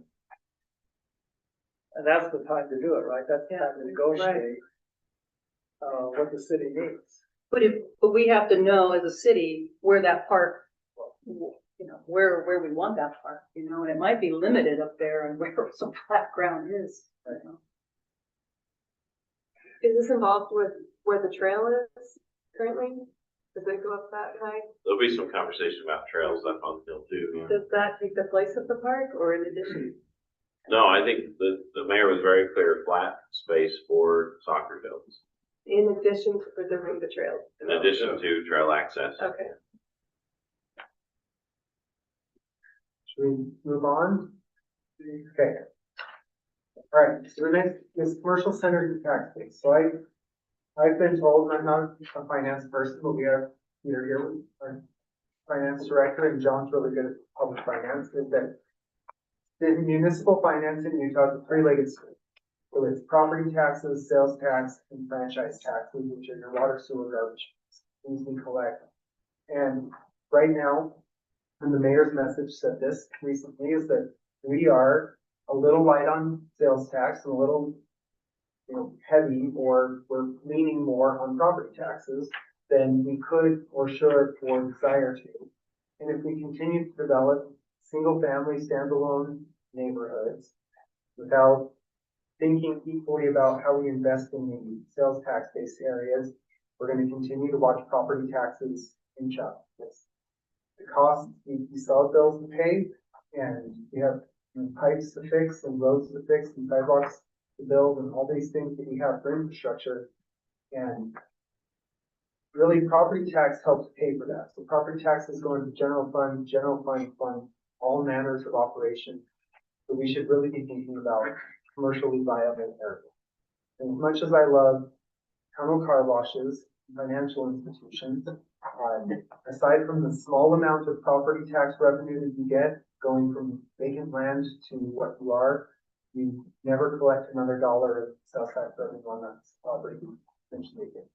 So we need to be thinking about not only land uses that end up on the ground, but commercial areas. And this picture here was out of the Southtown Center, and it's the future potential build out at the Southtown Center, with several of the structures coming down, creating a festival street, a food truck plaza, daylighting Coldwater Creek, reinvesting in some of the areas that currently are surface parking lots. But I think Southtown's a good example of a property that should be looked at as sink of future sales tax revenue producing property. Because right now, it would be really easy for someone to come in, and the value proposition is probably enough that tear down an old building that has amortized out its full use and it's sold for pennies on the dollar compared to what it can produce. And then someone put in a 4-story apartment complex. And those are areas that are really dangerous to see turnover, in my opinion, because we have lots of multifamily already zoned for, but we have very little land left to be commercial. So that's one thread of this, Washington Boulevard. But the other is, are there other areas of our city, like say up above Long Bench, where it takes 15 minutes to get to the nearest service at all? Should we have some neighborhood commercial up there? Should we have neighborhood commercial in areas of Monroe that are more centralized to the city, and not drive everybody out to Washington Boulevard to purchase anything and everything? And that's a general plan discussion. So for commercial viability, what do we want commercial centers to look like? And how do we make sure that we have zoning that supports and strengthens future tax base? Got to have a question, if that's an approved use, like the Bank of America is coming in. That's an approved use and that's all, right? So how do we stop? If they want to put a bank there, how do you stop it? It's their property. We take it out. So, I mean, But that's what you have to do. You have to start taking out approved uses out of commercial zone. Does that mean changing the general plan? that's what I something code. Okay. And I like, finance, they're great. They have There's a paying lot jobs. there's a lot of hate on banks, but they always look nice and maintained. They are. They always look nice. And those people who work there, they're good paying jobs, and they need to lunch somewhere too, so they'll drive around. They use some of their money in the city and lunch, and they'll probably buy homes nearby, and they're good uses, but it's like anything else. If there are too many of them, we will have you know, life.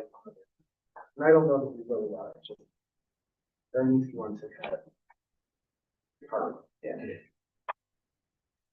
See, I mean, you're pushing right up against the line on property rights. What people can do with their property, right? Yeah. This council and the city for years have been pro property rights. And I think that that's the decision has to be, are you gonna push against that line?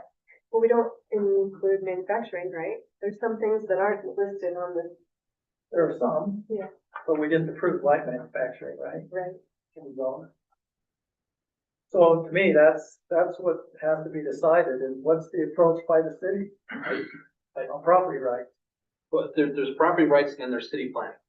And I don't dissuade at the same time, if we get another, what banks again? We get another bank, I think there will be a revolution. So I mean, I think there's a certain point that you have, they have certain areas that, you know, I don't want to say restrictions, but at the same time, the idea of putting a pocket commercial area, you know, along Mountain View or Mountain Road up, you know, above 4,800, you know, what's the maximum record? What's that, you know? But I think that's spectacular because it takes me 15 minutes round trip to go all the way down there, put some gas back up. I mean, why not? I mean, there's food deserts all over the place that we should encourage. I don't know about mandate, but definitely encourage, say, hey, here's a good spot. You know, like you said, Monroe, I think that'd be spectacular. You know, where John's house is, be perfect spot. There was actually a study that was recently done by the Wasatch Front Regional Council, and it's called the Choice Vision. And it actually identified a handful of areas for these little pocket commercial centers. One of them was very close to where the horse farm is on Mountain Road. One of them was, I believe, on Monroe, the potential future Monroe Boulevard that would come through because we're anticipating a lot of traffic through there. And the other one was in the northwest corner. Can't remember exactly where it was, but you know, building a lot of houses, a lot of rooftops up there was, like you said, it's a long way to come down to Smith's and do something. It'd be kind of cool to have like a neighborhood center that has like a little gas station or, you know, a straw market kind of thing or something where Say kids Maverick. can walk to. Just say or Maverick just do and have something. everybody sold. I don't know about Maverick, but you know, whatever that would be. Sometimes you're just ancient for a But- I mean, it's a lot of space up there that could have potential, but this particular study actually looked quite closely at where those centers might be appropriate. And I thought they were. But to piggyback on that, right, like our next step then is we have to zone for that. Have to zone Because it. if we don't zone for that, It's that not gonna property is happen. gone to single family. On our We general can't just put an plan, X on the general. yeah, don't we just have some kind of star on the general planner now? Well, but it Like a doesn't. hope? No, we tried. So in 2021 and 22, I tried in earnest, put some commercial areas along Monroe and further up north. And, they were turned down. Yes, they were. So, but what's interesting is that the 1960s hand-drawn general plan that I have in my office showed commercial areas in nearly the exact places that we were recommending. Well, it has to be the right type of commercial area. I mean, we could sit here and say, let's put a little convenience store up there. So then try to operate one of those in today's environment. And if you see most of those standalone things, they got bars on the window and they make most of their money selling beer. So you better design it right if you're gonna have it up there, because if you think you could put a little commercial standalone store, find somebody to operate it. Because they don't work. So it's gotta be more than just Has to be realistic. it's gotta be realistic. I mean, and Straw Market, needs an eyesore. It may have good food, but it's an eyesore. So you gotta make sure you got the right thing in the right place. Doing it. And, I'm not sure you're gonna get a gas station. So, too far up there, but. I was thinking more Monroe Boulevard. Would have to- Yeah. I think Monroe Boulevard does have a store on it. I think Mayor was looking for, Were you saying think you it wanted does have like bars on the a, windows. wouldn't you want like a Red Duck convenience Yeah. store or something like that? Yeah. You guys ever heard of the Red Duck? 30. So, you know, I think you just gotta make sure you plan your right. Closed down. one in. Yeah. Right. And Okay, we'll bring forward some recommendations that we have one more slide to talk about and then we can wrap this piece up. So, John, the last one is what was originally going to be geologic hazards and it has turned into wildland urban interface. With both of those things. So this speaks to current and future development on the hillside. Our geologic hazards are earthquakes, debris flows, groundwater issues from fire, of course. Maybe we look at some of the physical barriers like the power line as the development line and as a buffer. The power line can be a physical area you can fight fire from the north side going south. And maybe that's a meaningful place that we would stop the city sanitation and development.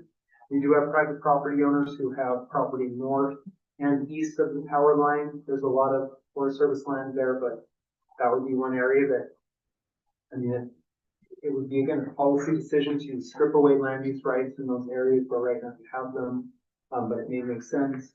And we talked a lot about development on the hillside, and I wondered, and you know, as firefighter, fire marshal, and city council member, I had this interesting thought that Mason Cove as a subdivision largely survived because of the access to the road and the ability to fight fires behind the home. So there's this question between, would the development have gone up the hill and would the houses have burned, or would the roads have provided access for the fire trucks to fight fires like a fire line? And I think there's like a double-edged argument there of you're putting homes in an area where fires might be, but you're also greatly improving access and firefighting capability in this area.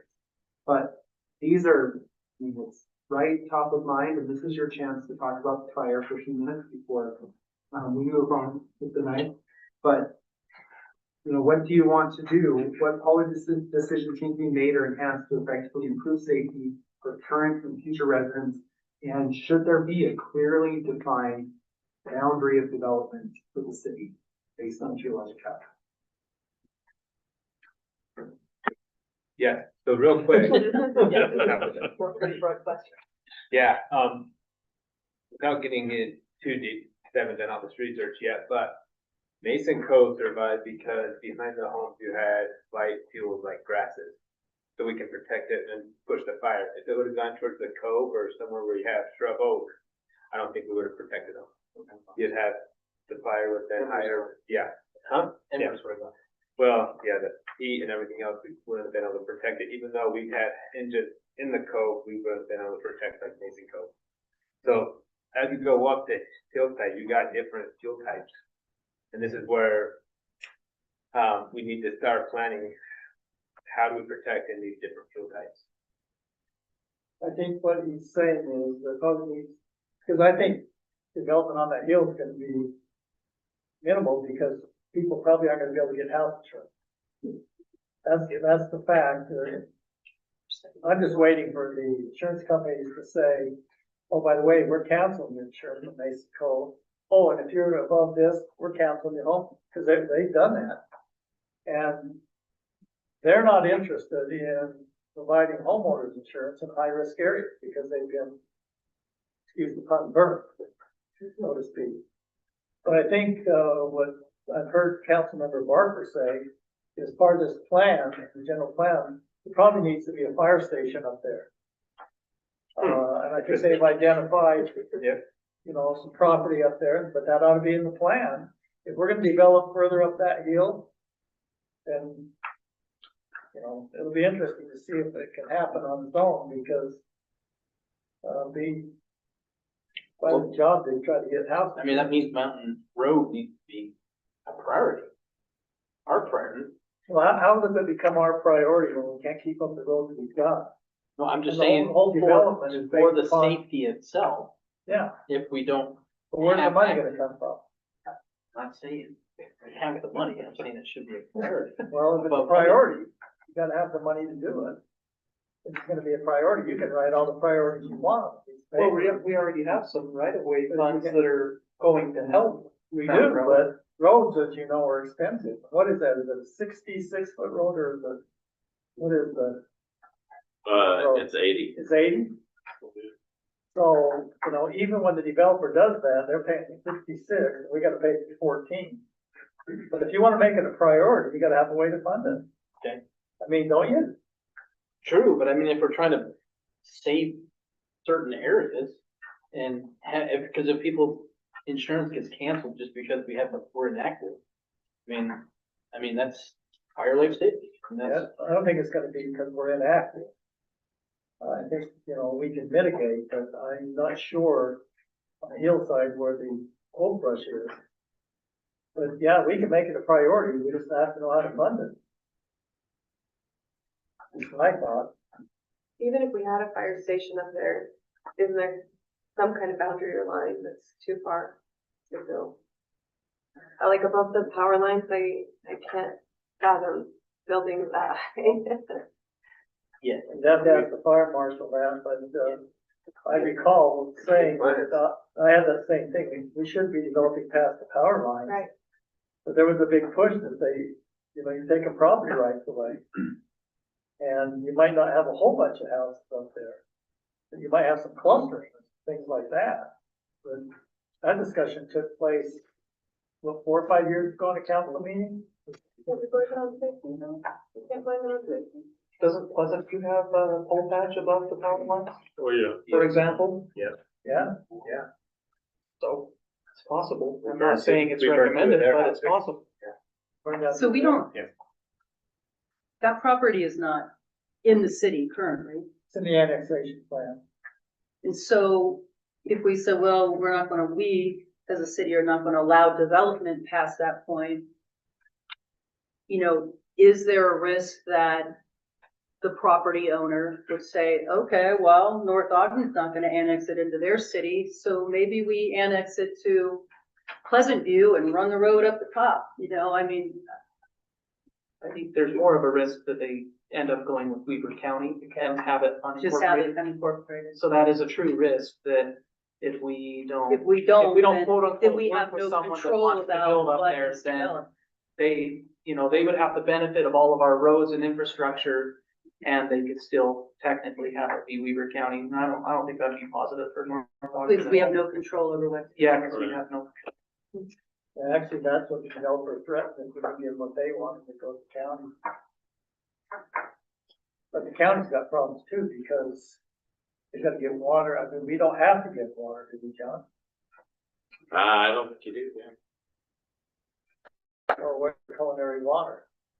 I mean, once again, it's a win-win Yeah. situation, There's no good answer for it. but, you know, if you properly plan it, to Councilmember Pulver's point, you could probably have certain types of houses up there that could be somewhat protected. I don't know how, but the fire marshal probably knows what kind of houses and where they could be placed.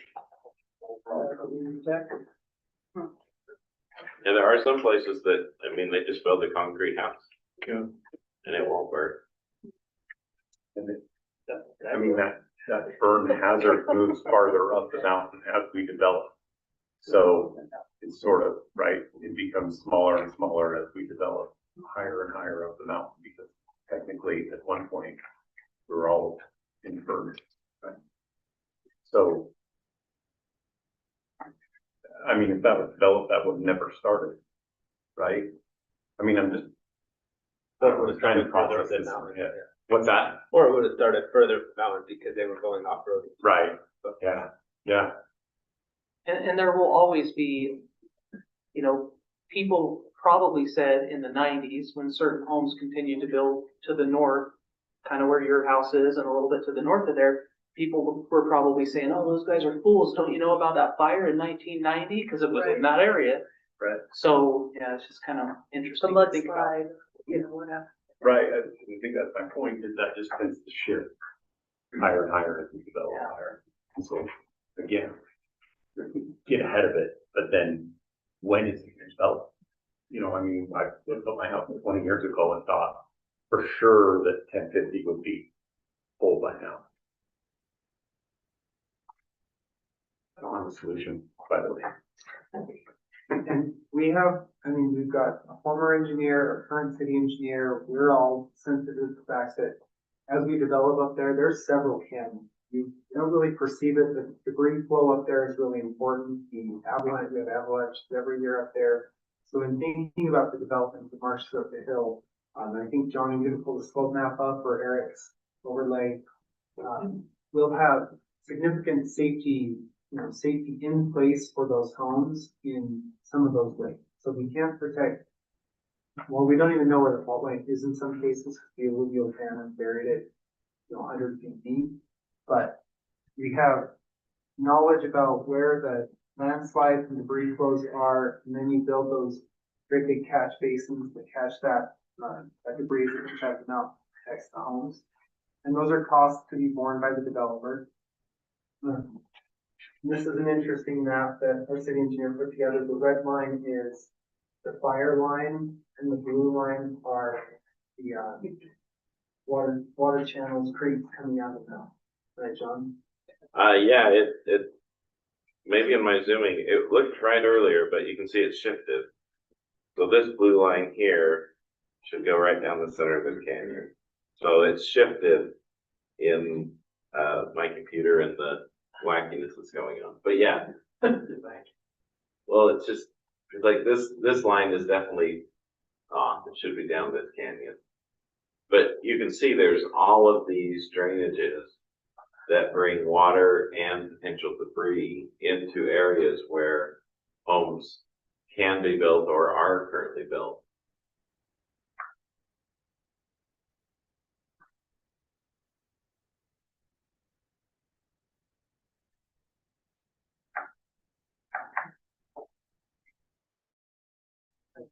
Well, I'll try to wrap it up here really quickly. So the staff had a few recommendations, unless there's anything last to comment. The staff's recommendations, I think that we should look really closely at adopting our moderate density zoning tools. So this is look at our ADU requirements, accessory dwelling requirements. The state coming out of legislative policy committee is we're already required, every single family home gets one internal ADU. You can require it to be owner occupied, but everybody gets to rent their basement out with a basement kitchen. And they're talking about, should they do the plus one? Everyone gets an internal ADU and everybody gets an external ADU, and maybe having a minimum lot size. I don't know what that would be, with 8,000 square feet, 10,000 square feet, but then that effectively turns every single family lot into a triplex. So something to be aware of. And then we work closely with developers to meet the city's needs, and that's based on the general plan. Finalization of our water impact piece study, and then embed conservation into our code. I think updating our commercial zoning to include neighborhood centers, protect retail viability, and plan mixed-use corridors more closely is one of our items. And then I think for me personally and staff, we think collaborating regionally on housing, water, open space, and commercial development. Because really, Pleasant View, North Ogden, and Harrisville operate more as a system than we think we do. Placer AI software is showing us that as we play in that software and realize the number of people who are utilizing businesses just outside of our city and vice versa. We kind of, transfer people back and forth. That economic development is probably more like a northeastern Weber County entity than it is just North Ogden itself. So working closely with those cities so we understand what businesses are coming in, what we plus one businesses we will be able to get. And then we'll take these notes and we'll bring this back. And this will be an ongoing conversation with Planning Commission and Council as we talk about general plan, updating general plan, and making sure we're on the right track. Any other pieces, questions? Scott? Yeah. One item, I've been thinking about the secondary water issue. Yeah. Would it be helpful to get Mountain and Pineview and the city together to discuss and brainstorm ideas that help improve or extend our water secondary? Yes, and we actually have to. So by December 31st, we have to have a water use element of the general plan. That was mandated about 2 years ago by the state legislature, and December 31st, 2025. This one doesn't come with there's no carrot or stick approach at the state level, so there will be several cities, I'm sure, that don't have it done by December 31st, but we've already started on commission talking about that, and bringing the secondary water providers in will be a piece of that, like a chapter or a section about that. So that'd be very helpful. I'm assuming the water provider, the problems also, so maybe getting all the heads together that can think about and brainstorm ways to cover that secondary water issue. So, Thank you all for your comments and involvement.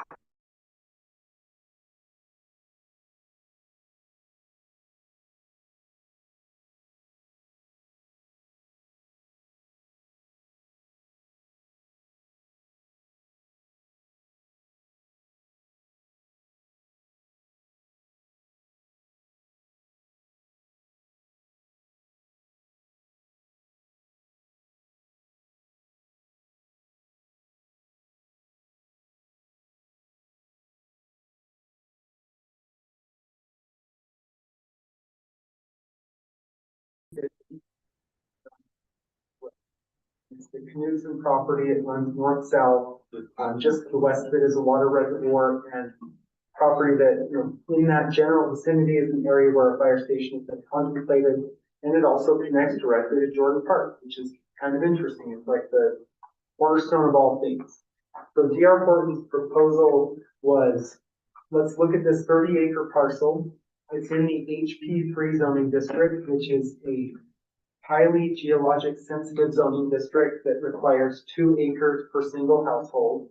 So as of right now, this 31 acres, you'd be able to put 15 homes on it.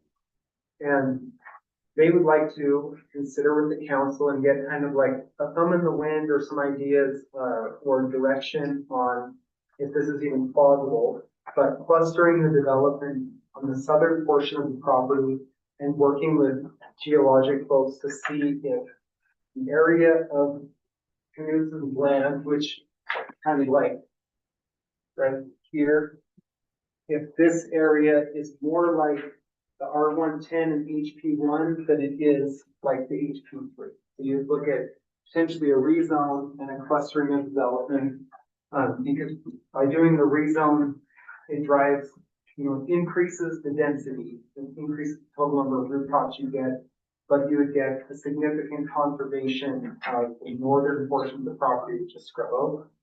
So do we have the proposal? Did John get the proposal forwarded to him? Okay, we're gonna forward the proposal, and then can we invite them here?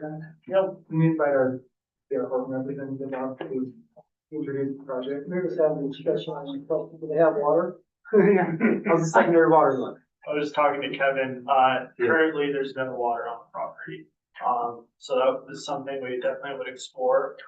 But right now there's no water.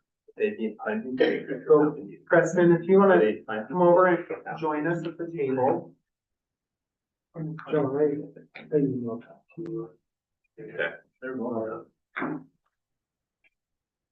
Yeah, I'll just quickly introduce myself. Preston Mobius with D.R. Horton. Appreciate your time, council members, planning commission and mayor. To my knowledge, I haven't really seen this type of environment at a city. From my perspective, I think it's very valuable, and so I think you guys are doing a good thing here. John has that plug, his email. I apologize. This is the. I want to show you.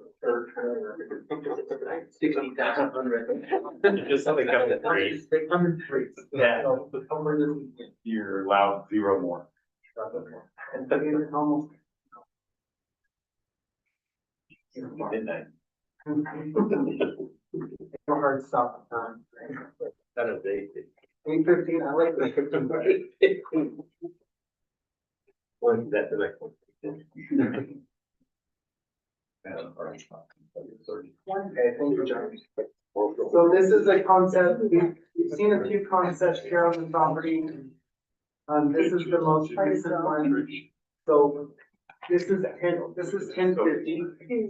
And 1050 currently stopped back here, it's designed, or it will eventually connect to Mountain Road. This is the end of Jordan Park, so Mountain Road will be developed at this point with infrastructure coming down and out the future 1050 and Mountain Road right of way, but won't be constructed. So they'll just have their sewer outflow that direction, sewer and stormwater will outflow via easement. The city owns a property down here. Isn't our well right here or something? Yeah, so we own, North Ogden owns some property. Sorry, got to share it for those Oh, thank not you. watching online. So as we look at this, you know, you've got a mix of single family home sites from 6,000 square foot up to over 10,000 square foot lots. This is 69 units on the net density equaling 3 dwelling units an acre. So about on the net density, it's like a third of an acre lots, but it's a mixed housing type. And with that introduction, turn it over to Preston to talk about the project.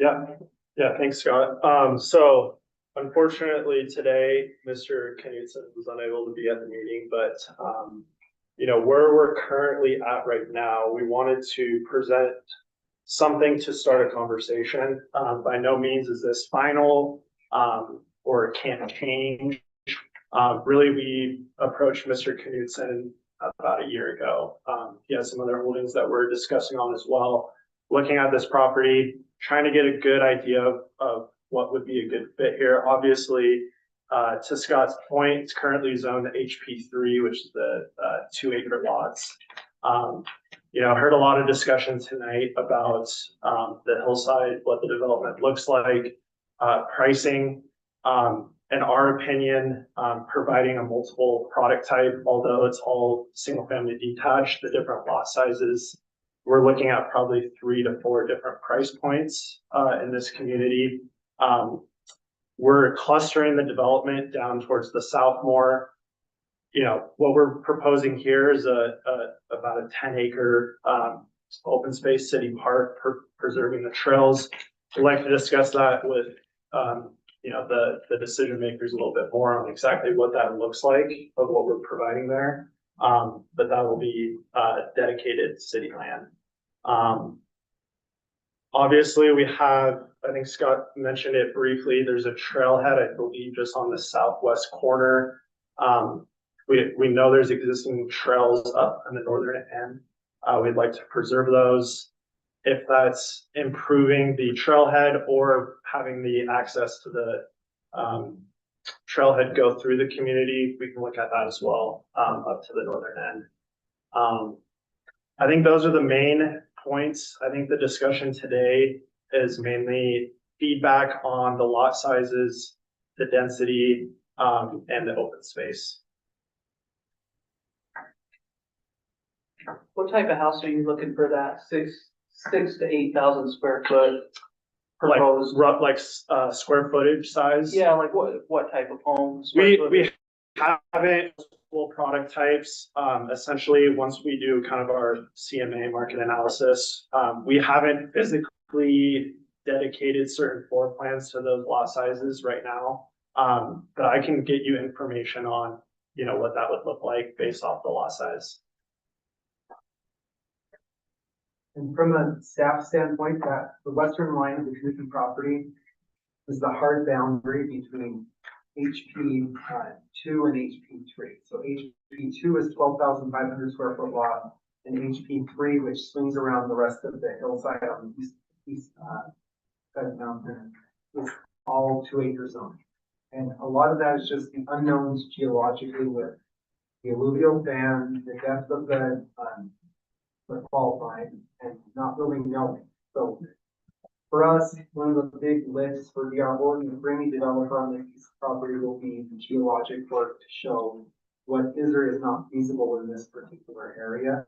Because it's totally possible that a geologic study comes back and says, this is more similar to R110 or HP1 than it is to HP3.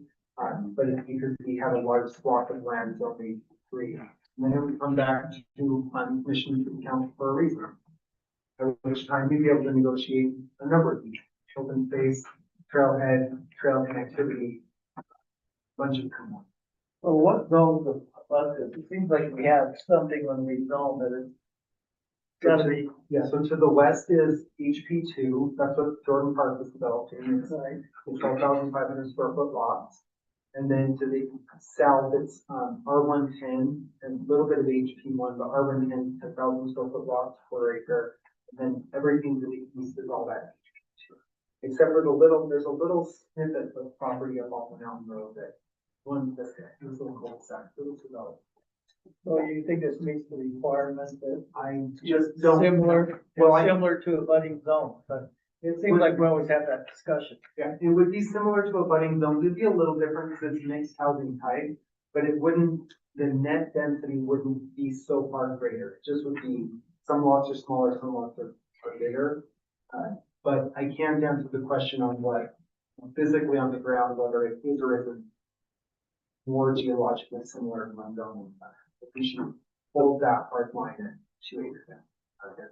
So I guess the huge elephant in the room is the slope. I mean, you can plan everything on 2D and say, Yeah, 45-degree slope on one part of it and or the fact that you don't have access to get to that extra part of the land anyways, because you're building right up to it. So what's the purpose? My point is that if you can, I mean, just what they're doing above us, the fact that they have to build how many ginormous wall blocks, but just to get it flat, I mean, is it ginormous? And to have all those different lots with some kind of engineering, I mean, you're pricing yourself out of the market just to get something flat. So I don't even know what the, Yeah. slope is. We haven't done a slope analysis or any reports like that. Yeah, 'cause that's gonna be a kicker. Yeah, just going to the site visually, obviously, it's not as good as a report. Towards the south end there, it's gradual, but more on the northern end, it is more slopey. Yeah. So, I just don't wanna, get something or take something or yeah, pursue something. and on our end too, we're not going to necessarily, just from our insurance standpoint, right, we want to do those reports as well. you want to make sure that each of the lots have sufficient buildable area. Right. And when you have a small postage stamp lot, it's hard to get that buildable area. And when that postage stamp cost you $300,000 just Yeah. to build it. Yeah. Scott, you said the zoning to the east is also HP2? No, I think it's HP3. The only piece that isn't is the little, 3400 mark cul-de-sac. But, by the proposed layout, I don't see there's any connectivity, for the future development of those lots to the east. Okay, we have to stub out. Stubbing out streets, extending utilities, those type of stuff. Otherwise, they landlock those properties that are surrounding them. So how do you overcome this secondary water issue that we've heard on development in this area? Are they in the Mountain View? Yeah. Service area? Because it's the Jordan Cove or whatever is right next to it that's having difficulty Yeah, now. Towards Jordan Park, yeah. It's directly next to it. Isn't this one in Pine View? Is that line? Oh, this is their basin. Yeah. I think it is Pine View That secondary. is Pine View, but whether they can serve all of it. Right, I mean, it comes Yeah. back to the fact, do we have the water or not? We have previously worked with Pine View on other projects, one being in Harrisville. It's a market, just like any other market, and so, willing buyer and a willing seller. So that would be on us to perform and secure those water shares or rights. You say the property doesn't come with. Currently, yeah, I just That you know. spoke to Kevin, he said he doesn't have any, so that would be on us to get. Scott, what are you looking for from us most of all in this conversation? I mean, it's interesting, it's good to see, but what are you looking for? Well, one is the council would need to contemplate whether or not clustering on the hillside is reasonable. So that's one thing, development agreement or a rezone would be, you have a net developable acreage or gross developable acreage? And are you going to allow all of those homes to come down into one smaller net area? And then what does it look like with the conservation easement? Is it land dedicated to the city, that the remainder land, so that you strip the development rights off of it essentially and just pushed everything down? So that's a policy decision, but I think that D.R. Horton is looking for some feedback, some advice, some contemplation from the council, because if this is an absolute no-go, like, okay, there's no support for this, and of course you can't make that decision tonight, but a straw poll type of decision was, no, this is not gonna happen at all. Like, they let, we've had several conversations where the council has drawn lines of, no, we're not really interested in this. But before, it's significant costs and entitlement and time to run into a rezone, and this would be rezone probably after a development agreement. So I think just getting in front of both the planning commission and the city council was wise in this way, as opposed to just having it show up on your table for consideration. I mean, if there were a flat section and it were really safe to build, then I think the clustering is a great idea. It's deserved for the, right, but the councilman from Fulford's point, what if none of it's very buildable? So it's hard to know without having that recommendation from the city engineer or from the planning department of how it's going to look. But I think my opinion is clustering is the only way to go in that section, because you're not gonna be able to build up even higher, right? I worry about the price point, really being the price point, meaning after all the stuff that you have to do to get a thing to build there, is it gonna be actually worth your time? That's, I struggle with that. Because everybody, oh, you can build condos up above the power line, it'll be so great, blah, blah, blah, blah. I'm like, dude, you're not gonna, they're gonna be $1.5 million condos by the time you're done with it. And, oh, well, we have a bus stop. Look. No. But anyway, so I remember that conversation, and it was very fun. But, so I think, incentivizing, and preserving the trails. I know Mr. Mountain Biker, but those are important, even though you try to kill yourself every time you go on. Yeah, I know, that's what we're talking about. The fact that, helping with the trailhead, talking about doing those, preserving the trails, I think is a huge thing. If you find it feasible that, hey, we looked at the slope, we calculated all this stuff can fit in this one area, and we're gonna, we take the rest of it off the map so that, fire can be battled above that, and you don't have to worry about landslide. All that stuff that the city doesn't have to worry about, I'd be on board with that, because we're getting a lot in return because of that. So anyway. Well, would the question be, is it that works? Yeah, logically, Right.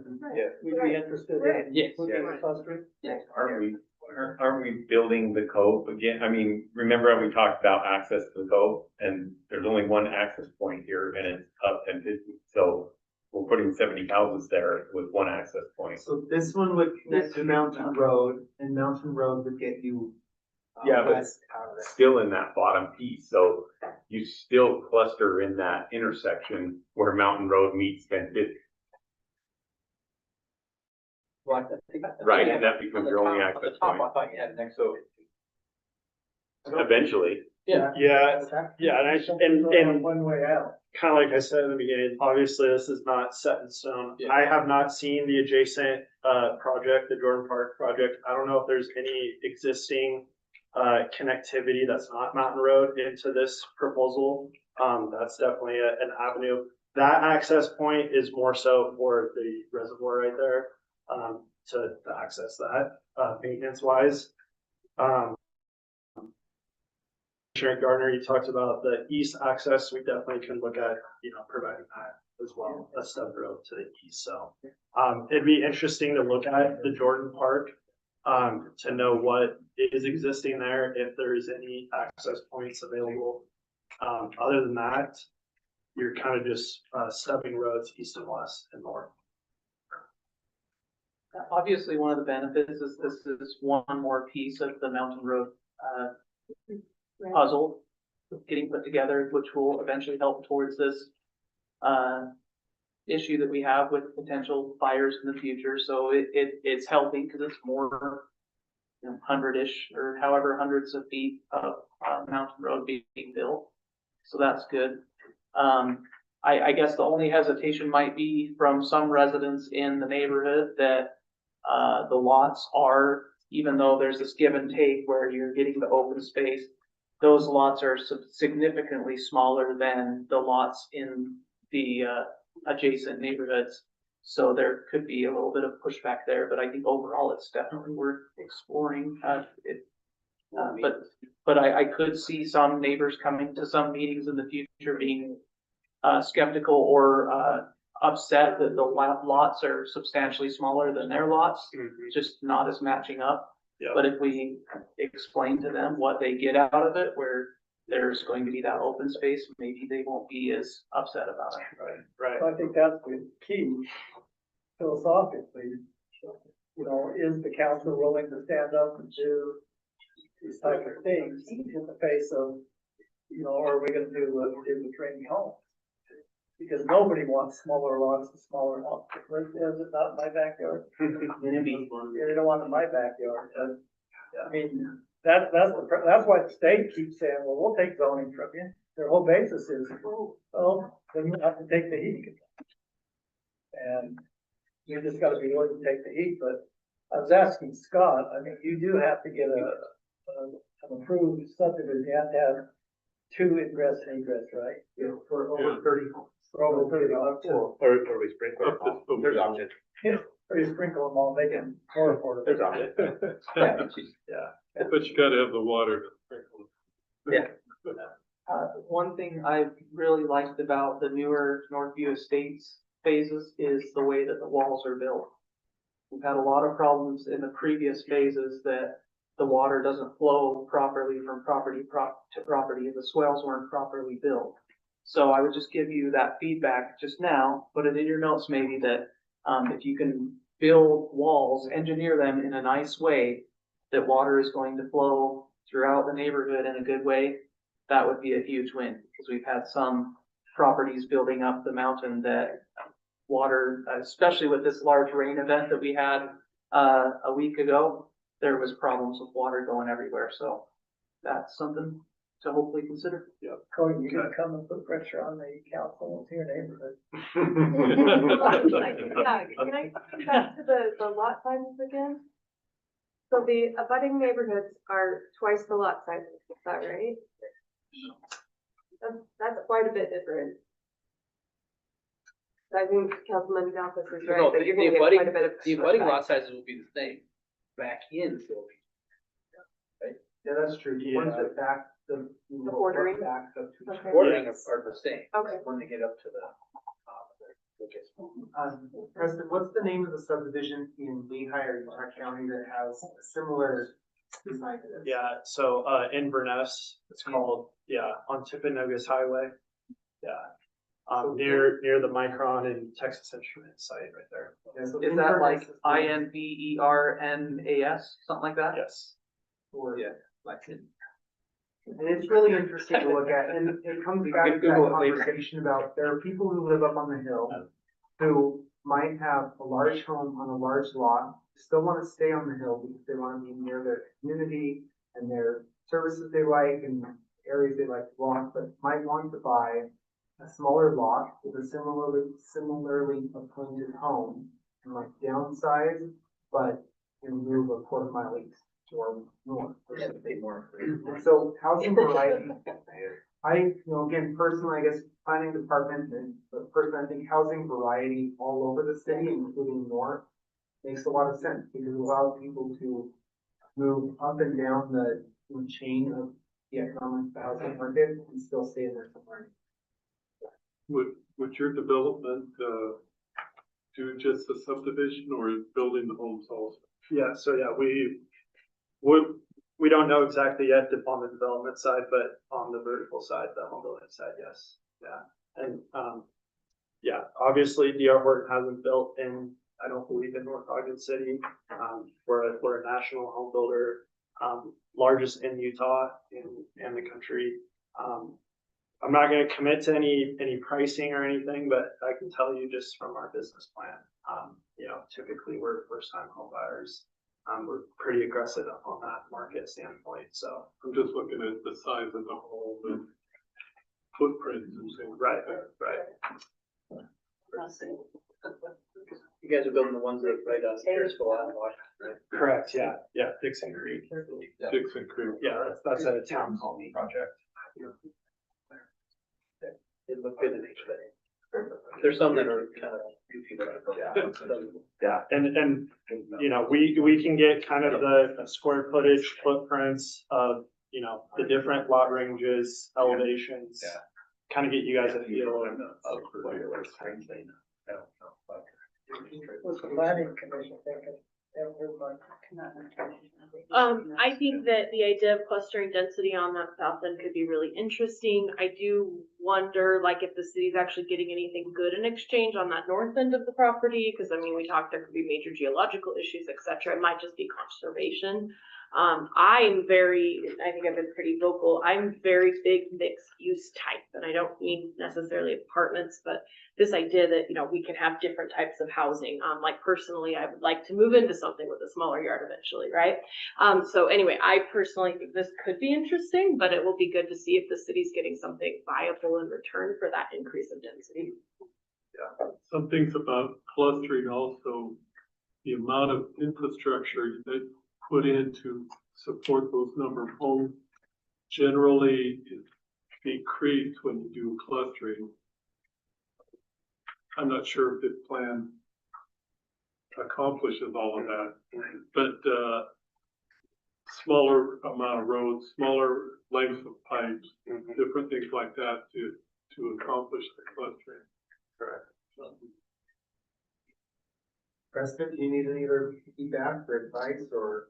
No, I mean, maybe just to help understand the process a little bit more, kind of keep the conversations going, keep the ball rolling, kind of next steps in terms of, does that come as a formal submittal, kind of maybe walk through that a little bit. Yeah, I think anything from here, we would take planning commission first, because we don't want, the city council will ultimately have the decision power in the final legislative decision, but I always hate to jump the planning commission and go to the city council first. So my suggestion would be if we wanted to work session these ideas as you get closer, or if you're in the due diligence period, you're beginning to do that geologic work, so you have a better idea. We can workshop that with the planning commission prior to a formal. Perfect. and we do watch. Yeah. It's not like we just shun them until it comes. Right. We people. Yeah. And in terms of maybe reports, we talk about the geological report. Should we assume that these certain reports would be, a part of the application? At the time of the rezone, and certainly at the time of the development, it would be necessary. Because I think for our city staff to make a recommendation, planning commission to make a recommendation to the city council, we'd have to have pretty strong assurances that you would physically be able to build what you're looking at. Yeah, before we can go to rezone. With water. Yeah, with water. And is that on with the water aspects, kind of like the trigger point? Well, I think we heard the discussion, making an option, and that water. Yeah. Right. Wouldn't want to build a bunch of homes in campus. Yeah. But, maybe I'm thinking wrong, but, the major part of the discussion was here was different types of housing, different types of lots. So it seemed like to me, since that's kind of been the direction, this seems to fit into that, but it has to meet all the qualifications. Right. So I would think, if I understood the discussion right, that was most of the discussion, both sides of the table here, is we need to look at different types of houses, clustering, et cetera.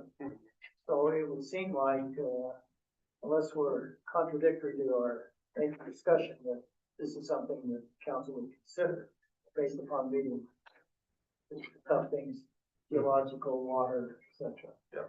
And then process would go generally, planning commission for recommendation, city council for rezone with the development agreement. And then you'd be into an administrative decision where it would get kicked back to planning commission for the plating, preliminary plat, Yep. final plats are with staff, everything else from that, staff administrative. But I would do it this would be a two-step process as opposed to running the subdivision concurrently with the rezone, just because you will be in with a development agreement that is associated with open space, clustering with, various lot sizes also. Perfect. Thank you. Awesome. Thank you for your time. Yeah, thank you. Intriguing. You done, Scott? I'm done. Thank you. Finally. Thank you. All right, Longest well. presentation ever. Yeah, there's a 15-minute one. All right, public comments. Anyone like, do we have anyone online at all, John? No. Would anyone here like to make a comment? Go into the corner there. Go to the corner. Is it? Well, don't take. I wanna know, is this the boomer corner? Is that the corner? Is it the boomer corner? Nobody. Yeah. Do I have a dump pen? Maybe I got a column I can put in. Boomer Swanson, North Ogden resident. Great conversation tonight. Really appreciate everybody's input and all of the conversation. A bit of advice from the years I spent on council: don't pass an ordinance that you're not going to stand behind. A lot of conversation tonight that we need this, we need that, we need this, we need that, and then a proposal comes in and it's almost immediately shot down from all directions. So if you're not serious about standing behind and being able to take the heat from the residents, because whether it's Cody and his neighborhood with this DR Horton or the Jordan one or any of the others, if you're going to cave, and I'm saying that from experience, right? There were times where I caved when I was on council. If you're going to cave, don't pass the ordinance. Don't put the restrictions in. Don't do it. Because it makes things worse than they are if you just never do it in the first place and just kind of let things happen. I kind of liked, I need to think about it more, but on first blush, I kind of liked the idea of upzoning. Hadn't ever thought about that, Scott, where, you maybe you say everything has to be an acre. Anything under an acre or a half acre has to be negotiated through a development agreement, and that gives the city greater control. I don't know, just an initial blush, but admire the depth of conversation that you had tonight and your willingness to take this on, and I'm glad you're sitting in the hot seats right now.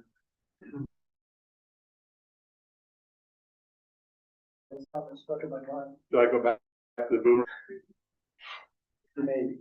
Okay. That's what you got cities like Plain City, Far West, that are getting the ire of the state up because they've only got half acre and 1 acre lots. So I don't know, the concept makes sense, but it just seems like to me you're filling your gas can and throwing gas on the fire with the state. I think the only difference would be those cities are not willing to negotiate down. They're at a hard cap, acre, half acre lots. We won't even talk about anything else. I don't know how the state would respond. You got a better ear up there than I do. How they would respond if we did something like that, but showed a strong willingness to negotiate down, and we use that as a bargaining chip to get open space or whatever. Till the first time you didn't negotiate down. Right. Till the first time. Well, I found out it has to be politically correct for the legislature to, so it's all based on politically correct.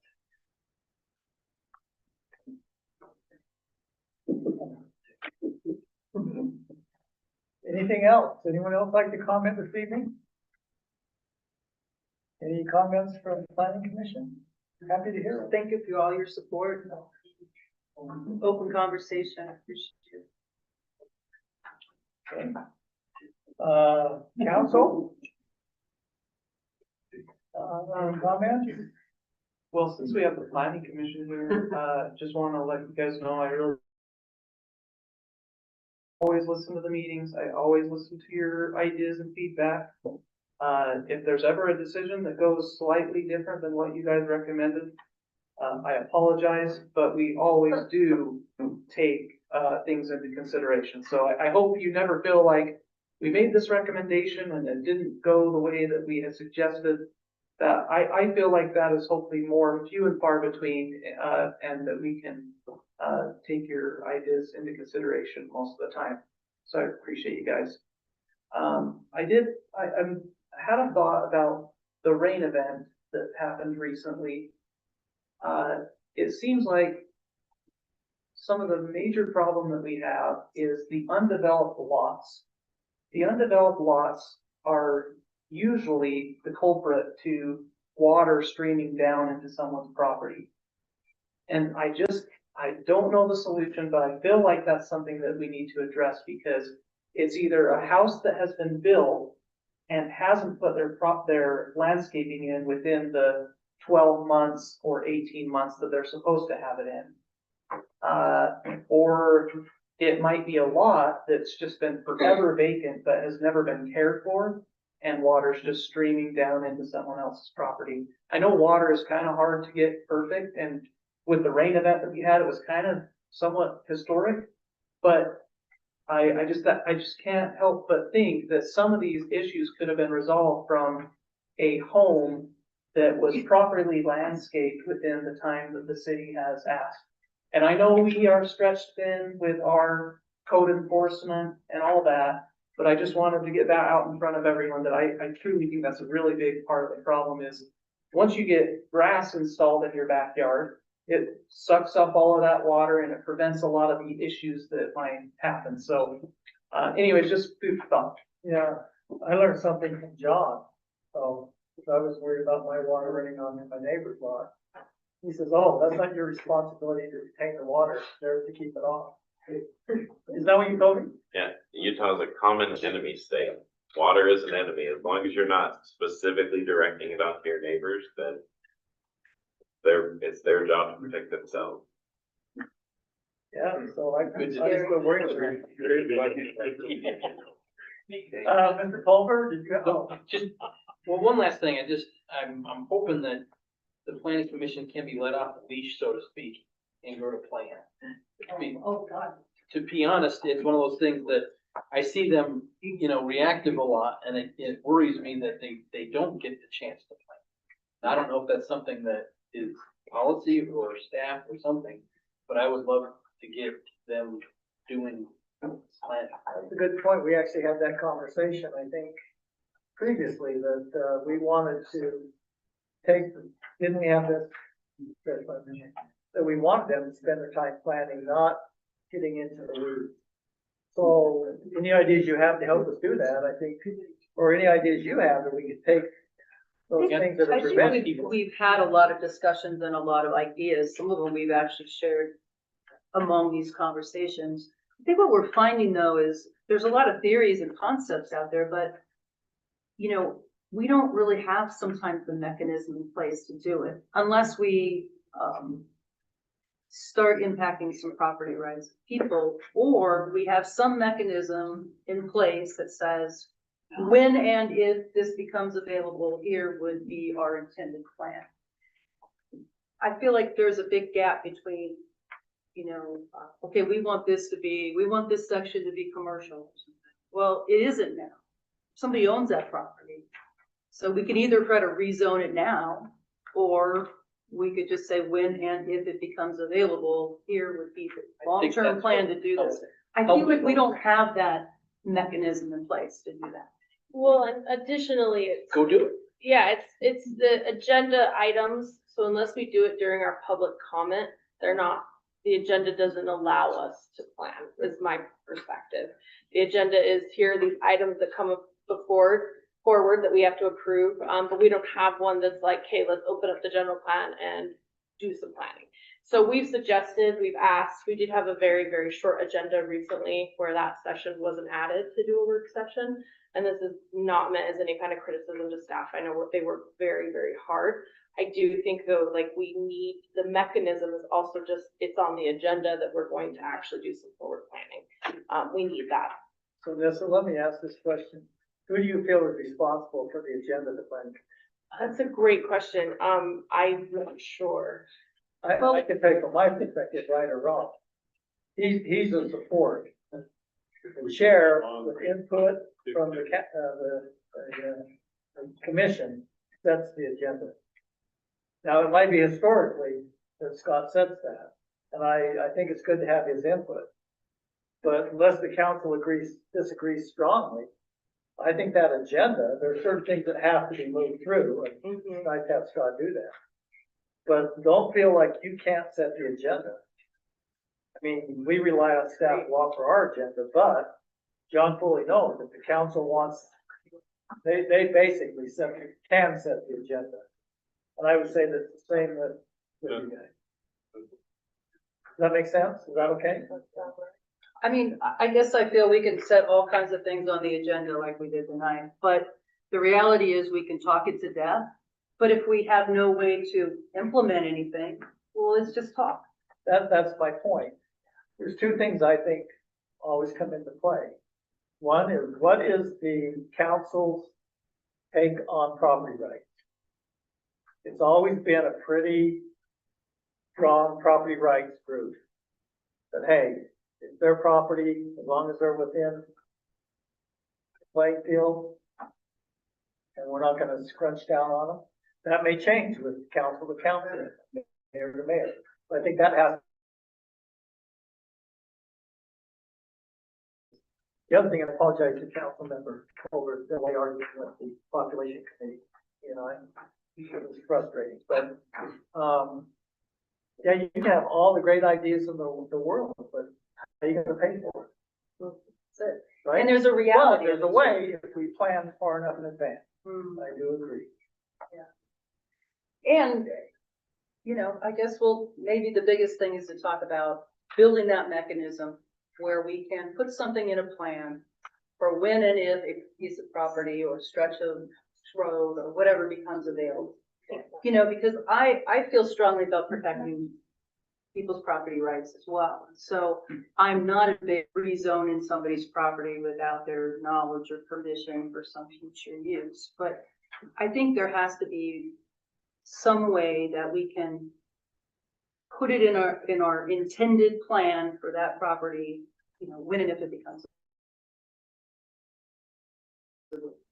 I think there has to be a way to do that. This may be a little selfishness, but there's a lot of value created when you zone something commercial. Yeah. And so when you start telling people that's your intention, but I do believe there's opportunities, but I think you have to be selective in those opportunities because, you start telling people, yeah, we're going to zone that commercial, for no other basis other than Another bank.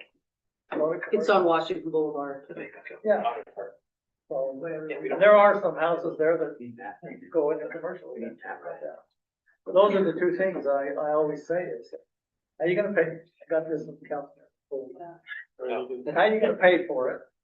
Because it's a great idea, but how you gonna pay for it? And the second thing, what is the strength of property right? Because there's two things, there's the owner and then there's adjacent, right? And that balance is sometimes tough to hit, so I'll be anxious to hear how the council views property rights.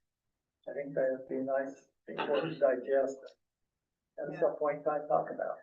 Well, we have a lot of ideas, I think, that we've discussed during our meetings, but there's always realities of, who's going to develop that. So, just because you zone it for something or you have attention to something doesn't mean that somebody's gonna come build that. So can't you, sorry to go back to this, No, but in the example of 1700 in Washington, northeast corner where those apartments are, it's currently zoned, I'm guessing, I haven't checked, but probably zoned for apartments. Yeah.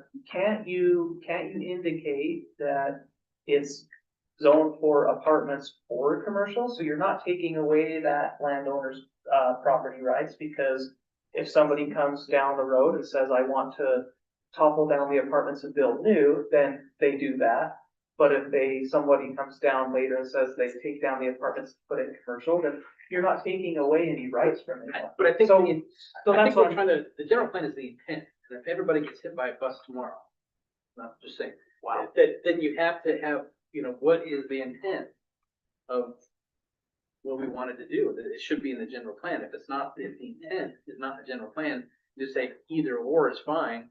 That's the same thing with, on engineering drawing, you don't say either or, you say this is the one I want, or this is a suitable sub, Well, but for- it's not preferred. But for me, it'd be basically the intent, my hope would be someday, when those apartments are no longer useful or are not inhabitable, then, it comes in and is made commercial to help towards the sales tax base. So by having it be one or the other, in my mind, you're indicating that that's kind of what you want it to be. You're kind of hoping that the next person that comes in and makes application does that, but you're not taking away the right of someone to do. True, but if you say the otherwise. general plan is eventually having this commercial. So I don't know how you I don't know. guess- I'm not saying I have Yeah, a solution, good it's just idea. the way I'm thinking. Councilmember Watson, have you been? I have a Comment down there. separate topic, so I don't know, sorry. If we could just wrap up with, I think you guys, this conversation, I've got 4 items written down that we as a planning commission can start really getting our teeth into, putting it on the agenda and bringing something for you guys to then decide. That would be So- perfect. Does that sound good to? That would be Okay. awesome. We'd love your feedback. We'd be Yeah. grateful. Yeah. Okay. Please. Your agenda. Exactly. Okay, Thank you for what we're you ready do. to move on to Councilmember Watson. On a lighter note, I got a message, from our events coordinator that our trunk or treat Fright Night's coming up October 25th, and she was wondering if the council would be interested in participating again. Yes. So we've had a trunk in the past, and, Katie and Ryan have helped us. How about the planner? Prepare that. Yeah. Would you guys like to join? No costume. Should I give her a thumbs up? Yes, I Okay. think On you your need to agenda. jump on that. On your agenda. Okay, thank you, Councilmember Watson. Do you have anything else? Nope. Councilmember Barker, did you have something you wanted to say? Nope, good. You good? I have a planning quote, if you want to hear it. Oh, boy, I know. Everybody has a plan if they get punched in the face. Yeah. Mike Tyson. True. Staff. Ryan? Scott? Ryan? Ryan? Just a reminder that, Bye Bye Birdie opens up this weekend. So it's at the amphitheater. Far West has joined in on helping get that off the ground. It should be a good time. It's a great show if you haven't ever seen it. Any council members in it? No, I don't think we have any cameos. I'm gonna go. Okay. Well, with that then, I would look for a motion